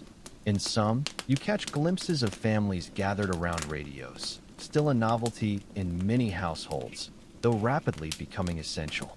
In other windows, you see people playing board games or card games at dining tables. The 1920s is witnessing a renaissance of home entertainment.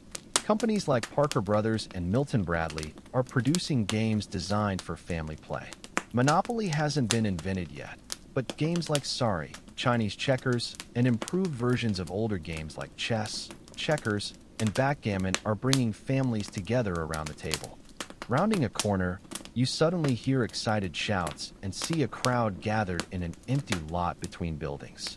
Curious, you approach and find another endurance contest underway. This one a walkathon, similar to a dance marathon, but focused simply on continuous walking rather than dancing. Contestants circle a marked path monitored by judges who ensure they maintain the required pace. Like the dance marathon, participants are permitted brief rest periods, but must otherwise remain in constant motion. Some have clearly been at it for days, moving with the shuffling gait of the profoundly exhausted. Who's leading? Asks a newcomer to the crowd. That couple there, the tall fellow and the blonde, replies a spectator, pointing to a pair who somehow maintain a relatively steady pace despite their obvious fatigue. They've been going for 96 hours straight. walkathons, dance marathons, flagpole sitting. These endurance contests reveal something profound about American culture in the 1920s.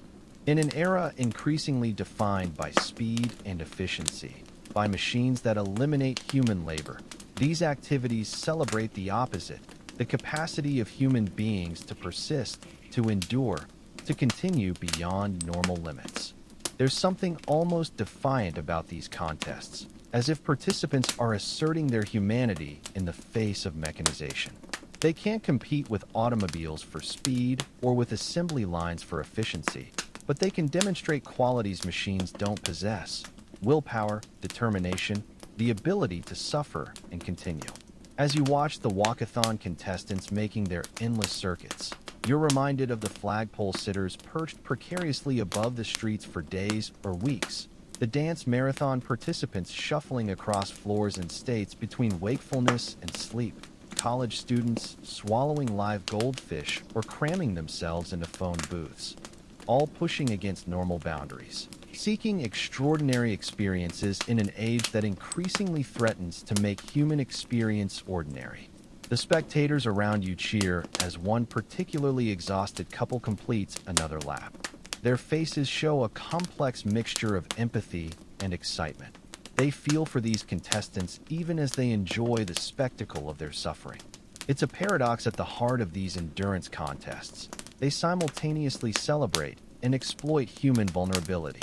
Moving on from the walkathon, you pass a large building with lights spilling from its windows and the sounds of recitation coming from within. A sign identifies it as a meeting hall, and smaller notices advertise: tonight, Webster County Crossword Puzzle Championship. Public welcome. Stepping inside, you find rows of chairs facing a stage. About half the seats are filled with spectators watching as contestants on stage race to complete giant crossword puzzles displayed on easels. A timekeeper with a stopwatch stands to one side while judges move among the contestants, verifying answers. Ladies and gentlemen, announces a man at a podium, Miss Adelaide Jenkins has completed her puzzle in 7 minutes and 22 seconds, setting a new county record. The audience applauds as a young woman with bobbed hair and spectacles takes a small bow. She looks pleased, but not particularly excited.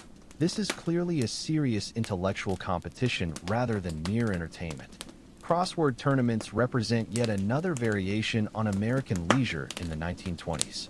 While physical endurance contests push bodies to their limits, these events challenge minds. Both reflect the decade's fascination with extremes, with record setting, with pushing beyond established boundaries. Outside again, the night has grown quite late. Most establishments are closed now, though the occasional speakeasy still glows faintly behind curtained windows. Even a city like Chicago eventually quiets, if never completely. As you walk toward your lodging, you reflect on the day's observations, from baseball stadiums to movie palaces to dance marathons to crossword tournaments. You've witnessed the incredible diversity of 1920s leisure activities. Americans in this dynamic decade are finding new ways to spend their free time, new forms of entertainment, new means of connecting with others or testing their own limits. Some of these activities, like baseball and cinema, will endure, becoming permanent fixtures of American culture. Others, like flagpole sitting and dance marathons, will fade away, remembered as peculiar fads of a particular moment. All of them, however, reveal something about the spirit of the age, its energy, its fascination with extremes, its blend of technological innovation and physical endurance. Passing one final newsstand, you notice a special late edition with a headline announcing, "Shipwreck, Kelly still atop flagpole. 24-hour record approaches." The peculiar saga continues, capturing public imagination with its sheer absurdity and daring. In the years to come, Kelly and his imitators will push flagpole sitting to ever more extreme durations. Kelly himself will eventually claim a record of 49 days atop a flagpole in Atlantic City in 1930. Others will attempt similar feats, sitting on poles through rainstorms and heat waves, during daylight and darkness, becoming temporary celebrities through sheer persistence. In a decade defined by excess, From the flowing illegal liquor of speakeasies to the wild dancing of flappers to the home-run heroics of Babe Ruth, these endurance stunts represent perhaps the strangest excess of all: the willingness to transform ordinary human activities like sitting, walking, or dancing into extraordinary spectacles through their extension in time. As you reach your lodging and prepare for sleep, your mind still buzzes with images from the day: the flagpole sitter perched precariously against the sky, exhausted couples shuffling across a dance floor, college boys in raccoon coats debating goldfish-swallowing techniques, concentrated faces bent over crossword puzzles. Each represents a different facet of how Americans in the Roaring Twenties chose to spend their leisure time, how they sought connection, entertainment, and meaning in a rapidly changing world. Tomorrow, you think as you drift towards sleep, you might explore yet another dimension of 1920s leisure: the automobile culture that's transforming American geography and social life. The decade's fascination with cars, with the freedom of the open road, with auto camping and roadside attractions represents another revolutionary change in how Americans spend their free time. For now, though, you're content with what you've witnessed: the peculiar pastimes of an era seeking new forms of play, new kinds of games, new tests of human capacity in a world increasingly dominated by machines and efficiency. The Roaring Twenties, for all its glamour and energy, has a playful side, a willingness to embrace the absurd and celebrate feats with no practical purpose beyond their own accomplishment. In this perhaps lies one of the decade's most enduring legacies: the understanding that leisure isn't merely the absence of work, but a space for creativity, for community, for testing limits, and for finding meaning through play. As technologies change and fads come and go, this fundamental insight remains: how we choose to spend our free time defines us as much as how we earn our living. Dawn breaks over Chicago with a peculiar golden hue, the morning light filtering through a thin layer of industrial smog that has become the city's new natural atmosphere. You wake with a start, not to the clanging of milk wagons or streetcars, but to the incessant honking of automobile horns that now serve as the city's alarm clock.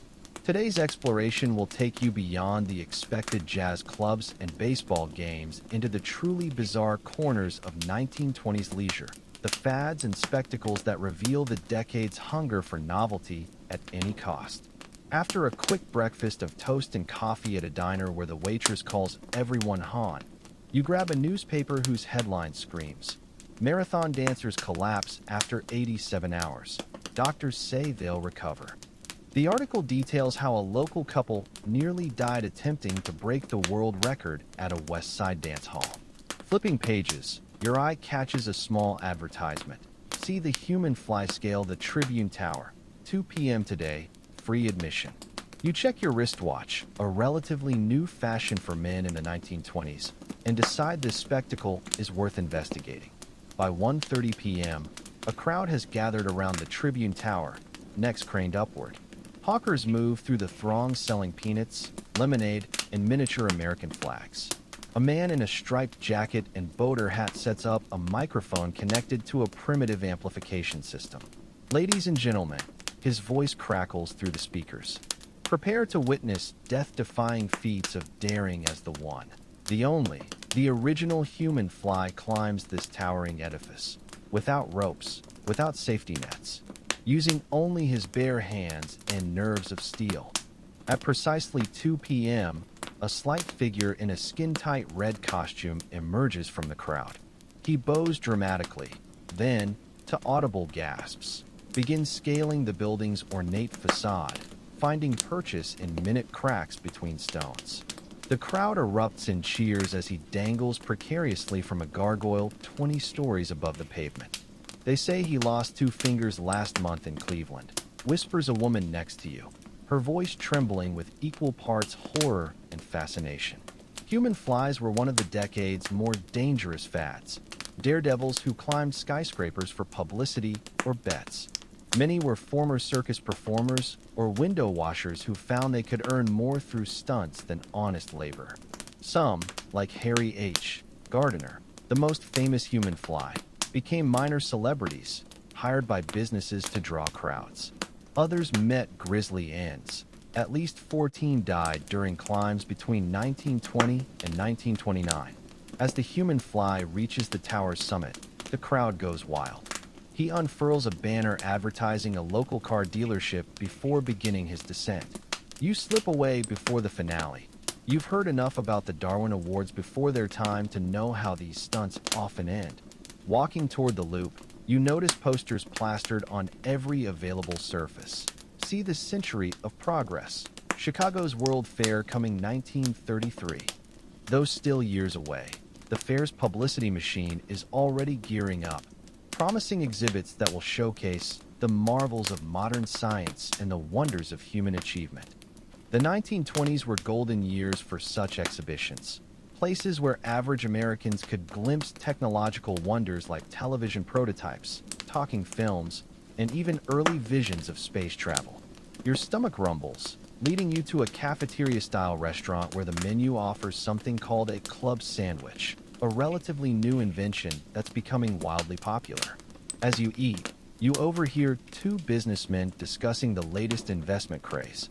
Florida land is where the real money is, says the man in the pinstripe suit. They're dredging swamps and building whole cities overnight. Why, just $500 down can get you a waterfront lot that'll triple in value by Christmas. The Florida land boom represents another peculiar 1920s phenomenon, a speculative frenzy that saw millions invested in swampy real estate. Salesmen used elaborate scale models and brochures depicting tropical paradises to lure northern investors. By 1925, the madness will peak with parcels changing hands multiple times in a single day, each sale driving prices higher. The inevitable crash will come in 1926, but for now, the get-rich-quick dream lives on. After lunch, you visit a department store where the electrified home display showcases the latest labor-saving devices: electric irons, vacuum cleaners, toasters. A demonstrator extols the virtues of a new refrigerator that eliminates the need for ice delivery. Soon every American home will have one, he proclaims. The 1920s witnessed a consumer revolution. For the first time, middle-class families could afford appliances that genuinely reduced household drudgery, creating more leisure time that needed filling. In the toy department, you spot the season's must-have item, a miniature gasoline-powered car that actually runs. Priced at $25, nearly a week's wages for many, it's the ultimate status symbol for wealthy children. Nearby, a crowd has gathered around a new invention called the jukebox, a coin-operated phonograph that plays records automatically. For a nickel, you can hear the latest jazz hit without buying the record yourself. Emerging from the store, you nearly collide with a man wearing a sandwich board advertising. All-new radio show, Amos and Andy, tonight at 7 on Mac. Radio is revolutionizing entertainment, creating shared national experiences. Families that once gathered around pianos now cluster around crackling receivers, listening to comedy shows, music programs, and live baseball broadcasts. The medium is so new that stations haven't yet standardized formats. You might hear farm reports followed by opera followed by stock tips. As evening approaches, you find yourself outside a storefront with a hand-painted sign. Palm reading. Fortune telling. Know your future for only 50 cents. The 1920s saw a resurgence of interest in the occult, from Ouija boards to seances. Some attribute this to post-war spiritual uncertainty, others to sheer boredom. Whatever the reason, mystics and charlatans alike are doing brisk business. Inside the dimly lit parlor, a woman in gypsy costume motions you to sit. I see. A long journey, she intones, studying your palm with theatrical intensity. And yes, a financial windfall. Her visions are straight from newspaper headlines, the same generic predictions given to every customer. Yet people keep coming, desperate for certainty in an uncertain age. You humor her for a few minutes before escaping back to the street. Dinner finds you at a Chinese-American restaurant, one of many catering to white patrons' taste for the exotic. The menu offers chop suey and chow mein, dishes virtually unknown in actual China, alongside hamburgers and apple pie. The decor features paper lanterns and bamboo patterns. The waitstaff wearing costumes more reminiscent of a Gilbert and Sullivan operetta than any authentic Asian attire. It's cultural appropriation, 1920s style, superficial fascination without real understanding. After dinner, you stroll through a park where a new phenomenon is occurring: radio listening parties. Groups gather around portable sets, sharing headphones or crowding around loudspeakers. The technology is still primitive. Stations sign off at sunset due to poor nighttime reception, but the social implications are profound. For the first time, people can experience events simultaneously across great distances. Near the park's edge, a heated debate erupts between two men about Charles Lindbergh's recent transatlantic flight. "He'll never make it to Paris," insists one. "The spirit of St. Louis doesn't have the range." When Lindbergh succeeded in May 1927, he became the ultimate 1920s hero, a daring individual conquering impossible odds through skill and courage. His feat captured the decade's optimistic spirit, proving that no challenge was too great for modern Americans. As night falls, you encounter a crowd gathered around a store window where a new invention called the television is being demonstrated. The grainy, flickering images are barely recognizable, but the potential is staggering. "Someday," proclaims the demonstrator, "every home will have one of these, and you'll be able to see baseball games and opera performances right in your parlor." Most spectators scoff, but you know better. This primitive device will reshape entertainment more profoundly than anything since the printing press. Your final stop is a bookie joint, operating discreetly behind a barber shop. Though illegal in most states, betting on sports is rampant, with odds makers taking wagers on everything from baseball games to boxing matches to presidential elections. The 1920s democratized gambling, no longer the preserve of wealthy gentlemen's clubs. Now factory workers and shopgirls could try their luck, legally or not. Returning to your hotel, you reflect on the day's experiences, from death-defying stunts to technological marvels to superstitious follies. The 1920s wasn't just about jazz and gin. It was a decade of contradictions, where cutting-edge science coexisted with ancient superstitions, where unprecedented prosperity bred both innovation and excess. Tomorrow, you'll explore how these cultural currents manifested in the decade's literature and arts. But for now, as the city's neon signs flicker to life, you're content to sit by your window and watch the greatest show of all, America reinventing itself one crazy idea at a time. The morning sun slants through your hotel window, illuminating motes of dust dancing in the air like tiny flappers. Today you've decided to explore the intellectual and artistic currents swirling through 1920s America, the literary awakenings, musical revolutions, and artistic explosions that gave this decade its cultural soul. Stepping onto the street, you adjust your hat, a smart fedora, the height of 1920s masculine fashion, and inhale the crisp air tinged with automobile exhaust, the signature scent of modern urban life. Your first stop is a bookstore whose display window proudly announces new releases by the lost generation. Inside, the shelves overflow with works by Fitzgerald, Hemingway, Eliot, and Pound, writers who captured the disillusionment and restless energy of post-war America. The proprietor, a bespectacled man with a carefully trimmed beard, gestures enthusiastically toward a prominently displayed novel. "Have you read The Great Gatsby yet?" Fitzgerald's masterpiece lays bare the soul of our materialistic age beneath all that jazz and champagne. You pick up the novel, its dust jacket featuring a haunting face superimposed over carnival lights. The bookseller continues unprompted. "They call them the lost generation. You know, these young writers came of age during the war, found traditional values meaningless afterward. Now they drift through Paris and New York, drinking too much, loving too freely, searching for something authentic amidst all this." He waves vaguely toward the street outside, where a traffic cop struggles to direct the ever-increasing flow of automobiles. Nearby, a group of college-age students debate heatedly. The wasteland is just fragmented nonsense, declares a young man in a bow tie. His companion, a woman with severely bobbed hair, retorts, "It's the only honest poetry we have. How can you write sonnets after the trenches?" This is the voice of the new intellectual class, raised on Victorian certainties, but coming to maturity in a world where those certainties had been obliterated by machine guns and poison gas. Purchasing a copy of Gatsby, you continue your exploration, the book's weight in your hands feeling like a cultural artifact in the making. The streets are alive with artistic energy. Posters advertise gallery shows featuring Cubist experiments and Dadaist provocations. A newsboy shouts headlines about the Scopes monkey trial, where Clarence Darrow and William Jennings Bryan debate evolution in a Tennessee courtroom. Another battleground between tradition and modernity. Turning down a side street, you hear music spilling from an upstairs window. Not jazz this time, but something more complex and dissonant.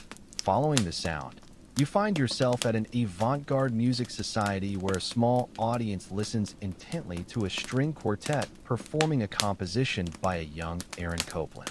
The music is angular, unpredictable, incorporating jazz rhythms and folk melodies into classical structures, a bold new American sound emerging from European traditions. Copland's trying to create authentically American music, whispers an attendee during a lull. Not just European imports or cheap popular tunes. This cultural nationalism is a hallmark of the 1920s. As America emerges as a world power, its artists strive to create forms worthy of its newfound status, no longer content to simply imitate the old world. Leaving the concert, you pass a movie theater showing Robert Flaherty's Nanook of the North, an early documentary that romanticizes Inuit life while claiming to present objective truth. The poster promises real Eskimos in their natural element, revealing the era's complicated relationship with authenticity and exoticism. Next door, a photography exhibit showcases Alfred Stieglitz's work, his Cloud series equivalents suggesting emotional states through abstract natural forms. By lunchtime, you find yourself at a Greenwich Village cafe favored by artists and intellectuals. The walls are plastered with manifestos, futurist, surrealist, imagist, each proclaiming the one true path for modern art. At a corner table, a heated debate erupts about Freudian theory. Dreams are just wish fulfillment, insists a young man with a carefully cultivated bohemian look. His companion, a woman smoking a cigarette through a long holder, counters, "That's reductive. The unconscious is more complex than your cheap Freudianism." The cafe's menu offers self-consciously modern dishes, avocado salads, whole wheat sandwiches, vegetarian options, catering to the health-conscious fads sweeping through certain progressive circles. A chalkboard lists the day's specials alongside a quote from Gertrude Stein, "America is my country, but Paris is my hometown." The line captures the expatriate impulse that drove so many American artists overseas during the 1920s, seeking creative freedom in European capitals. After lunch, you visit an art gallery featuring the Precisionists, American painters like Charles Demuth and Charles Sheeler, who celebrate industrial forms with crisp, clean lines. Their factories and grain elevators are rendered with almost religious reverence, suggesting a machine-age aesthetic for the new century. Nearby hangs a Georgia O'Keeffe flower painting, its sensual curves and vibrant colors offering an organic counterpoint to the mechanical precision elsewhere in the show. As afternoon wanes, you attend a poetry reading at a small press bookstore. A young Langston Hughes reads from his first collection, The Weary Blues, his rhythmic verses blending jazz and blues cadences with traditional poetic forms. The Harlem Renaissance is in full swing, and Hughes is one of its brightest lights, part of an artistic movement asserting Black cultural identity with unprecedented confidence and creativity. Hold fast to dreams, Hughes intones, his voice finding the syncopated rhythm of his verse. For if dreams die, life is a broken-winged bird that cannot fly. The mostly white audience applauds politely, though some seem uncomfortable with the raw power of Hughes's uncompromising vision.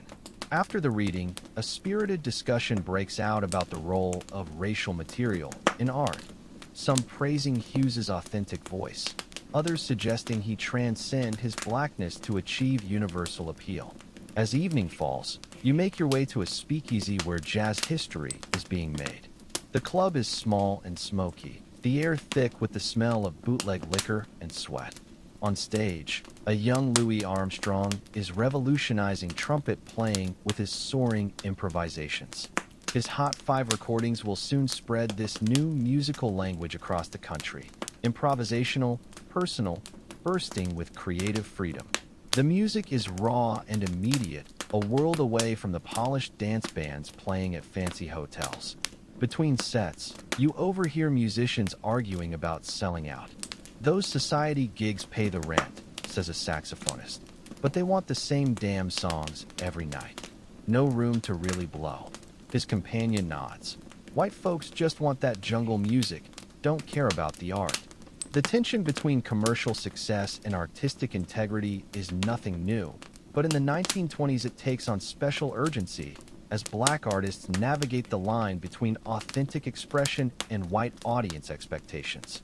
Leaving the club in the early morning hours, your ears still ringing with Armstrong's high notes, you reflect on the cultural ferment you've witnessed today. The 1920s weren't just a time of economic boom and social revolution. They were a period of extraordinary artistic innovation, when American culture came into its own on the world stage. From Fitzgerald's lyrical prose to Armstrong's revolutionary trumpet, from O'Keeffe's bold visions to Hughes's powerful verse, American artists were forging new forms to express the complexities of modern life.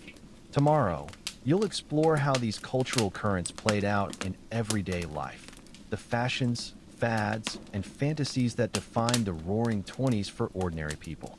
But for now, as the city's lights twinkle like stars against the urban canyon walls, you're content to carry these artistic visions with you. Proof that beneath all the glitter and noise, the 1920s had a soul after all. The morning paper arrives with a crinkle and thud against your hotel room door, its headline screaming about Charles Lindbergh's upcoming transatlantic flight attempt. You unfold the crisp pages to find them littered with advertisements for revolutionary new products: electric razors, rayon stockings, prepackaged sliced bread. This is consumer culture in full bloom, where technological marvels become everyday conveniences almost overnight. Stepping out into the spring air, you notice the city has undergone a subtle transformation overnight. Shop windows that yesterday displayed last season's fashions now showcase the latest 1927 styles. Women's dresses with dropped waistlines, men's suits with wider lapels. A neon sign blinks rhythmically above a drugstore. Ice cream sodas 15 cents. The very architecture of daily life is being rewritten before your eyes. Your morning coffee comes from an automat, that temple of culinary efficiency where nickel-fed machines dispense sandwiches and pie with mechanical precision. The stainless steel drawers click open with satisfying finality, revealing perfectly cubed slices of apple pie. As you eat, a group of young secretaries at the next table chatter excitedly about their new workplace luxury, an electric fan. No more sweating through our typing, one declares, adjusting her bobbed hair. Office life is being transformed by such small conveniences. Staplers replace straight pins. Carbon paper makes mimeographs obsolete, and the first rudimentary adding machines begin appearing on desks. The streets themselves tell the story of technological transformation. Overhead, a network of telephone and electrical wires forms a chaotic canopy, the nervous system of modern communication. Delivery trucks rumble by bearing logos for Wonder Bread and Bird's Eye Frosted Foods, brand names that will outlive the decade. At a corner newsstand, magazines promise to teach readers the latest dances. Learn the black bottom in 3 easy lessons, while simultaneously warning against the moral decay such dances represent. You hail a taxi, now a commonplace sight rather than a novelty, and direct the driver to take you to Marshall Fields, the department store that's become a cathedral of consumption. The ride itself is an experience, the driver weaving through traffic with reckless abandon, his horn blaring at pedestrians who dare cross against the light. They're talking about putting in stoplights next year, he shouts over the engine noise. As if that'll do any good with all these Model Ts flooding the streets. The department store overwhelms the senses. Perfume counters assault you with floral bouquets. The glove department displays dozens of shades of kid leather, and the new radio department crackles with overlapping broadcasts. A crowd has gathered around a demonstration of the latest home appliance, an electric refrigerator that promises to eliminate the daily ice delivery. The salesman's pitch is relentless. No more melted ice flooding your kitchen. No more rationing cold storage. The Frigidaire keeps food fresh for days at the flick of a switch. Upstairs in the furniture department, the modern aesthetic reigns supreme. Art Deco designs featuring geometric patterns and sleek lines replace the ornate Victorian furniture of previous decades.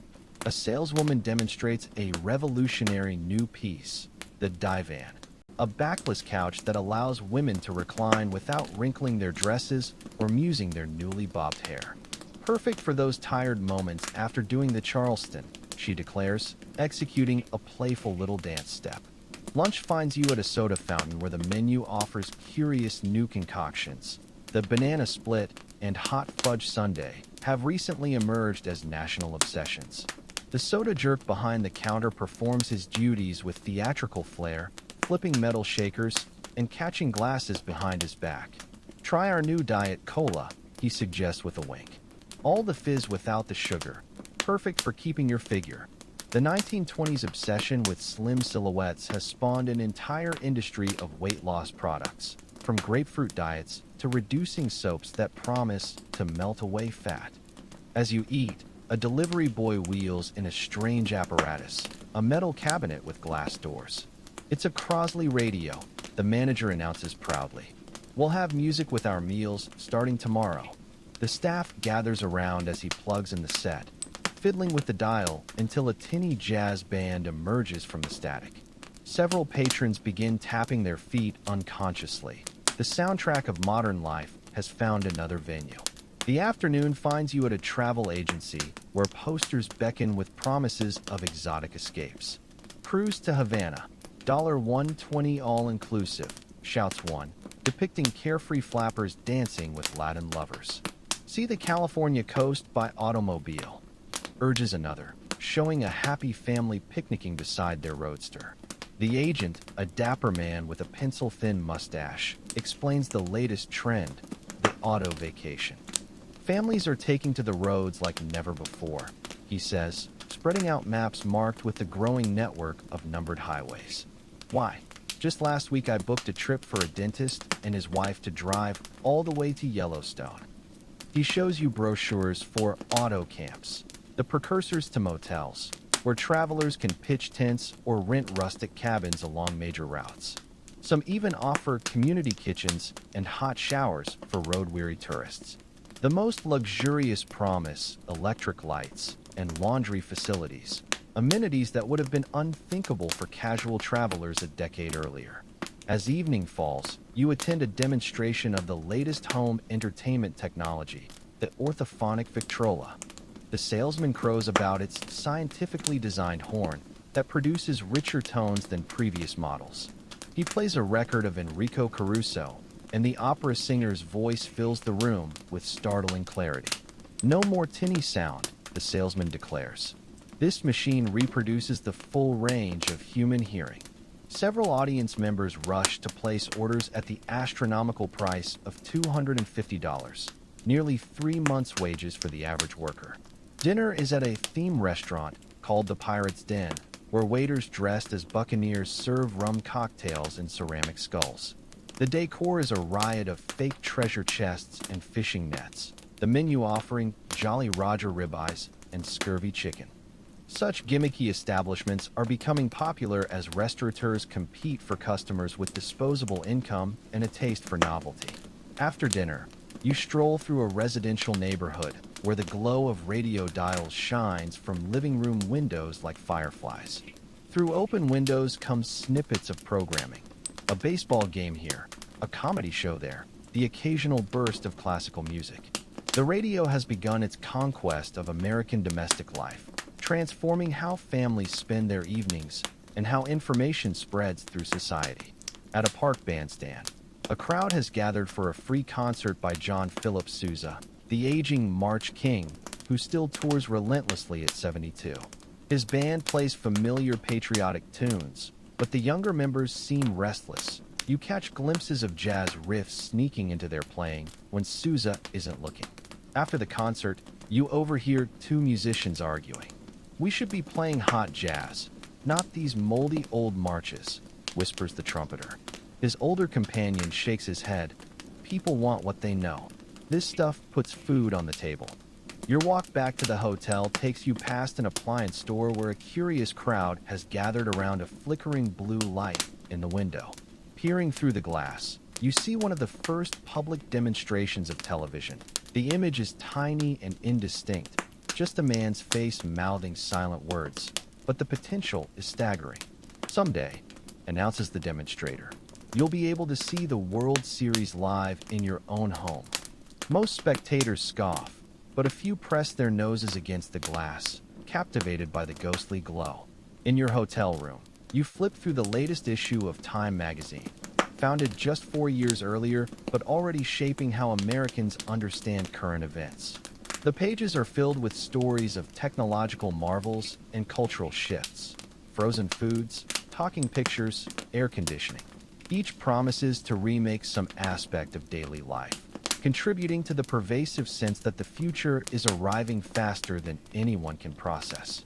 As you prepare for bed, the sounds of the city drift through your window, a jazz band playing at a nearby club, automobile horns blaring, the occasional shout of a newsboy hawking the morning edition already.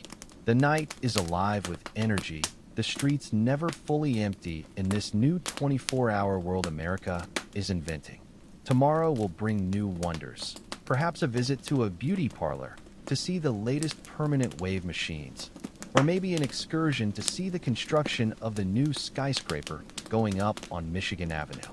But for now, as the radio plays soft dance music and the electric lights hum gently, you reflect on how profoundly daily life has changed in just a few short years. The rhythm of existence has accelerated, the boundaries of possibility expanded, the very texture of reality altered by 1,000 small innovations. This is modernity taking shape, not in grand philosophical pronouncements, but in sliced bread and traffic lights, in radio programs and electric iceboxes. The roaring 20s aren't just roaring. They're humming with the current of progress, for better or worse. The final morning of your 1920s journey dawns with a peculiar quiet. The city momentarily hushed before the day's chaos erupts. You dress carefully in the era's fashion. Men's high-waisted trousers, a crisp button-down shirt with detachable collar, and a smart tweed jacket that would make Jay Gatsby nod in approval. Today's mission is to tie together all the threads you've gathered. The speakeasies and jazz clubs, the baseball games and movie palaces, the dance marathons and crossword crazes, into some coherent understanding of how Americans truly spent their free time during this revolutionary decade. Breakfast is at a diner where the radio plays continuously, its tinny speaker broadcasting a farm report followed by stock market updates. The prices, Dow Jones Industrial Average at 180 and climbing, hint at the speculative frenzy that will culminate in the 1929 crash. But for now, the mood is all optimism. The waitress slides your plate of eggs and bacon across the counter with a wink. "You look like a man who could use some good news," she says, tapping the newspaper beside your coffee cup. Lindbergh's made it to Paris. Landed his plane safe and sound. You unfold the paper to see the grainy photograph of the young aviator standing before his Spirit of St. Louis, having completed the first solo transatlantic flight. The achievement captures the essence of the 1920s, daring individualism wedded to technological prowess, a triumph that seems to validate America's growing confidence on the world stage. Around you, customers chatter excitedly about how this changes everything. The possibilities of air travel suddenly seem limitless. Stepping onto the street, you notice how the city has transformed during your stay. New construction everywhere, office towers clawing at the sky, apartment buildings sprawling outward, roads being widened to accommodate ever more automobiles. The rhythm of life has accelerated palpably since 1920, when your journey began. Back then, the war's shadows still lingered. Now, 7 years later, America seems to have sprinted headlong into the future without looking back. Your first stop is a newsstand where the array of publications tells its own story. Pulp magazines with lurid covers promise tales of gangsters and flappers. Movie fan magazines breathlessly report on Clara Bow's latest romance. Literary journals debate the merits of Hemingway's sparse prose versus Faulkner's dense lyricism. The sheer variety speaks to a culture fragmenting into specialized interests, no longer united by shared reading of a few dominant publications. Purchasing a copy of The New Yorker, founded just 2 years earlier but already the arbiter of metropolitan taste, you stroll to a park bench to read. The magazine's pages offer a snapshot of sophisticated 1920s leisure, reviews of Broadway shows and art exhibitions, advertisements for luxury cruises and custom-tailored suits, cartoons lampooning Prohibition's absurdities. A piece about the growing popularity of golf among women catches your eye. Yet another sign of changing gender norms as middle-class leisure activities become less segregated. Nearby, a group of businessmen discuss their weekend plans over cigars. Taking the family to the new shopping center in Oak Park, says one. They've got parking for 200 cars. The concept of grouping stores around a shared parking lot is revolutionary, enabling the automobile-centered consumer culture that will dominate post-war America. Another man boasts about his new vacation home on Lake Michigan, a modest cabin by today's standards, but emblematic of how rising prosperity was creating new possibilities for leisure. As noon approaches, you visit a college campus where students lounge on the grass, their raccoon coats discarded in the spring warmth. Their conversation drifts towards summer plans, road trips to California, steamship passages to Europe, internships at Wall Street brokerages. The collegiate fads you witnessed earlier, goldfish-swallowing, phone booth stuffing, have given way to more sophisticated pursuits. These young people will graduate into a world of unprecedented opportunity, provided the good times keep rolling. Lunch is at a cafeteria where the steam tables offer a culinary metaphor for the decade's cultural mixing. Italian spaghetti beside Southern fried chicken, Jewish deli pickles alongside German potato salad. America's palate, like its population, is becoming more diverse and adventurous. At the soda fountain, a new sign advertises vitamin D milk, nutritional science beginning to influence everyday consumption. The afternoon finds you at a public library where the librarian proudly shows off recent acquisitions. Recorded books for the blind on long-playing records, a new card catalog system that makes finding books easier, and a special collection of moving picture scripts donated by a Hollywood studio. Even this bastion of tradition is adapting to modern times, though the librarian sniffs at the idea of stocking pulp novels. We must maintain standards, she sniffs, adjusting her pince-nez. Walking back downtown, you pass a storefront where a crowd has gathered to watch a demonstration of mechanical television. The image is tiny and flickering, just a man's face reciting the alphabet, but the implications are staggering. Within 10 years, the demonstrator promises, every home will have one of these, bringing theater and opera into your parlor. Most spectators are skeptical, but a few press forward, eager to glimpse the future. As evening falls, you return to the speakeasy where your journey began. The password has changed, Joe sent me, but the same suspicious eyes appraise you through the slot before the door swings open. Inside, little appears different. The same smoky haze, the same jazz quartet, the same bootleg gin that tastes faintly of rubbing alcohol. Yet everything has changed. The patrons dress more expensively now, their watches and jewelry reflecting the decade's prosperity. The conversations turn to stock tips and real estate investments rather than just sports and scandal. Even the music has evolved. The jazz more sophisticated, harmonically complex, a far cry from the simple ragtime that dominated in 1920. Sipping your drink, you strike up a conversation with a salesman at the bar. I sell refrigerators, he boasts. Used to be just for rich folks. Now we're putting one in every middle-class home. His story encapsulates the decade's economic narrative. Technological innovations moving down market, creating mass consumption where luxury once reigned.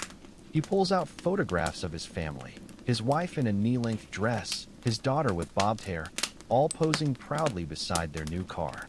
The image could be an advertisement for the American dream, 1920s style. After midnight, you find yourself at an after-hours club where the truly modern crowd gathers. The women wear their hair in the new Eton crop, even shorter than the bob, and the men sport bold patterned suits that would have been unthinkably flashy 7 years earlier. The band plays a wild, improvisational jazz that has the dancers moving in ways that would have scandalized earlier in the decade.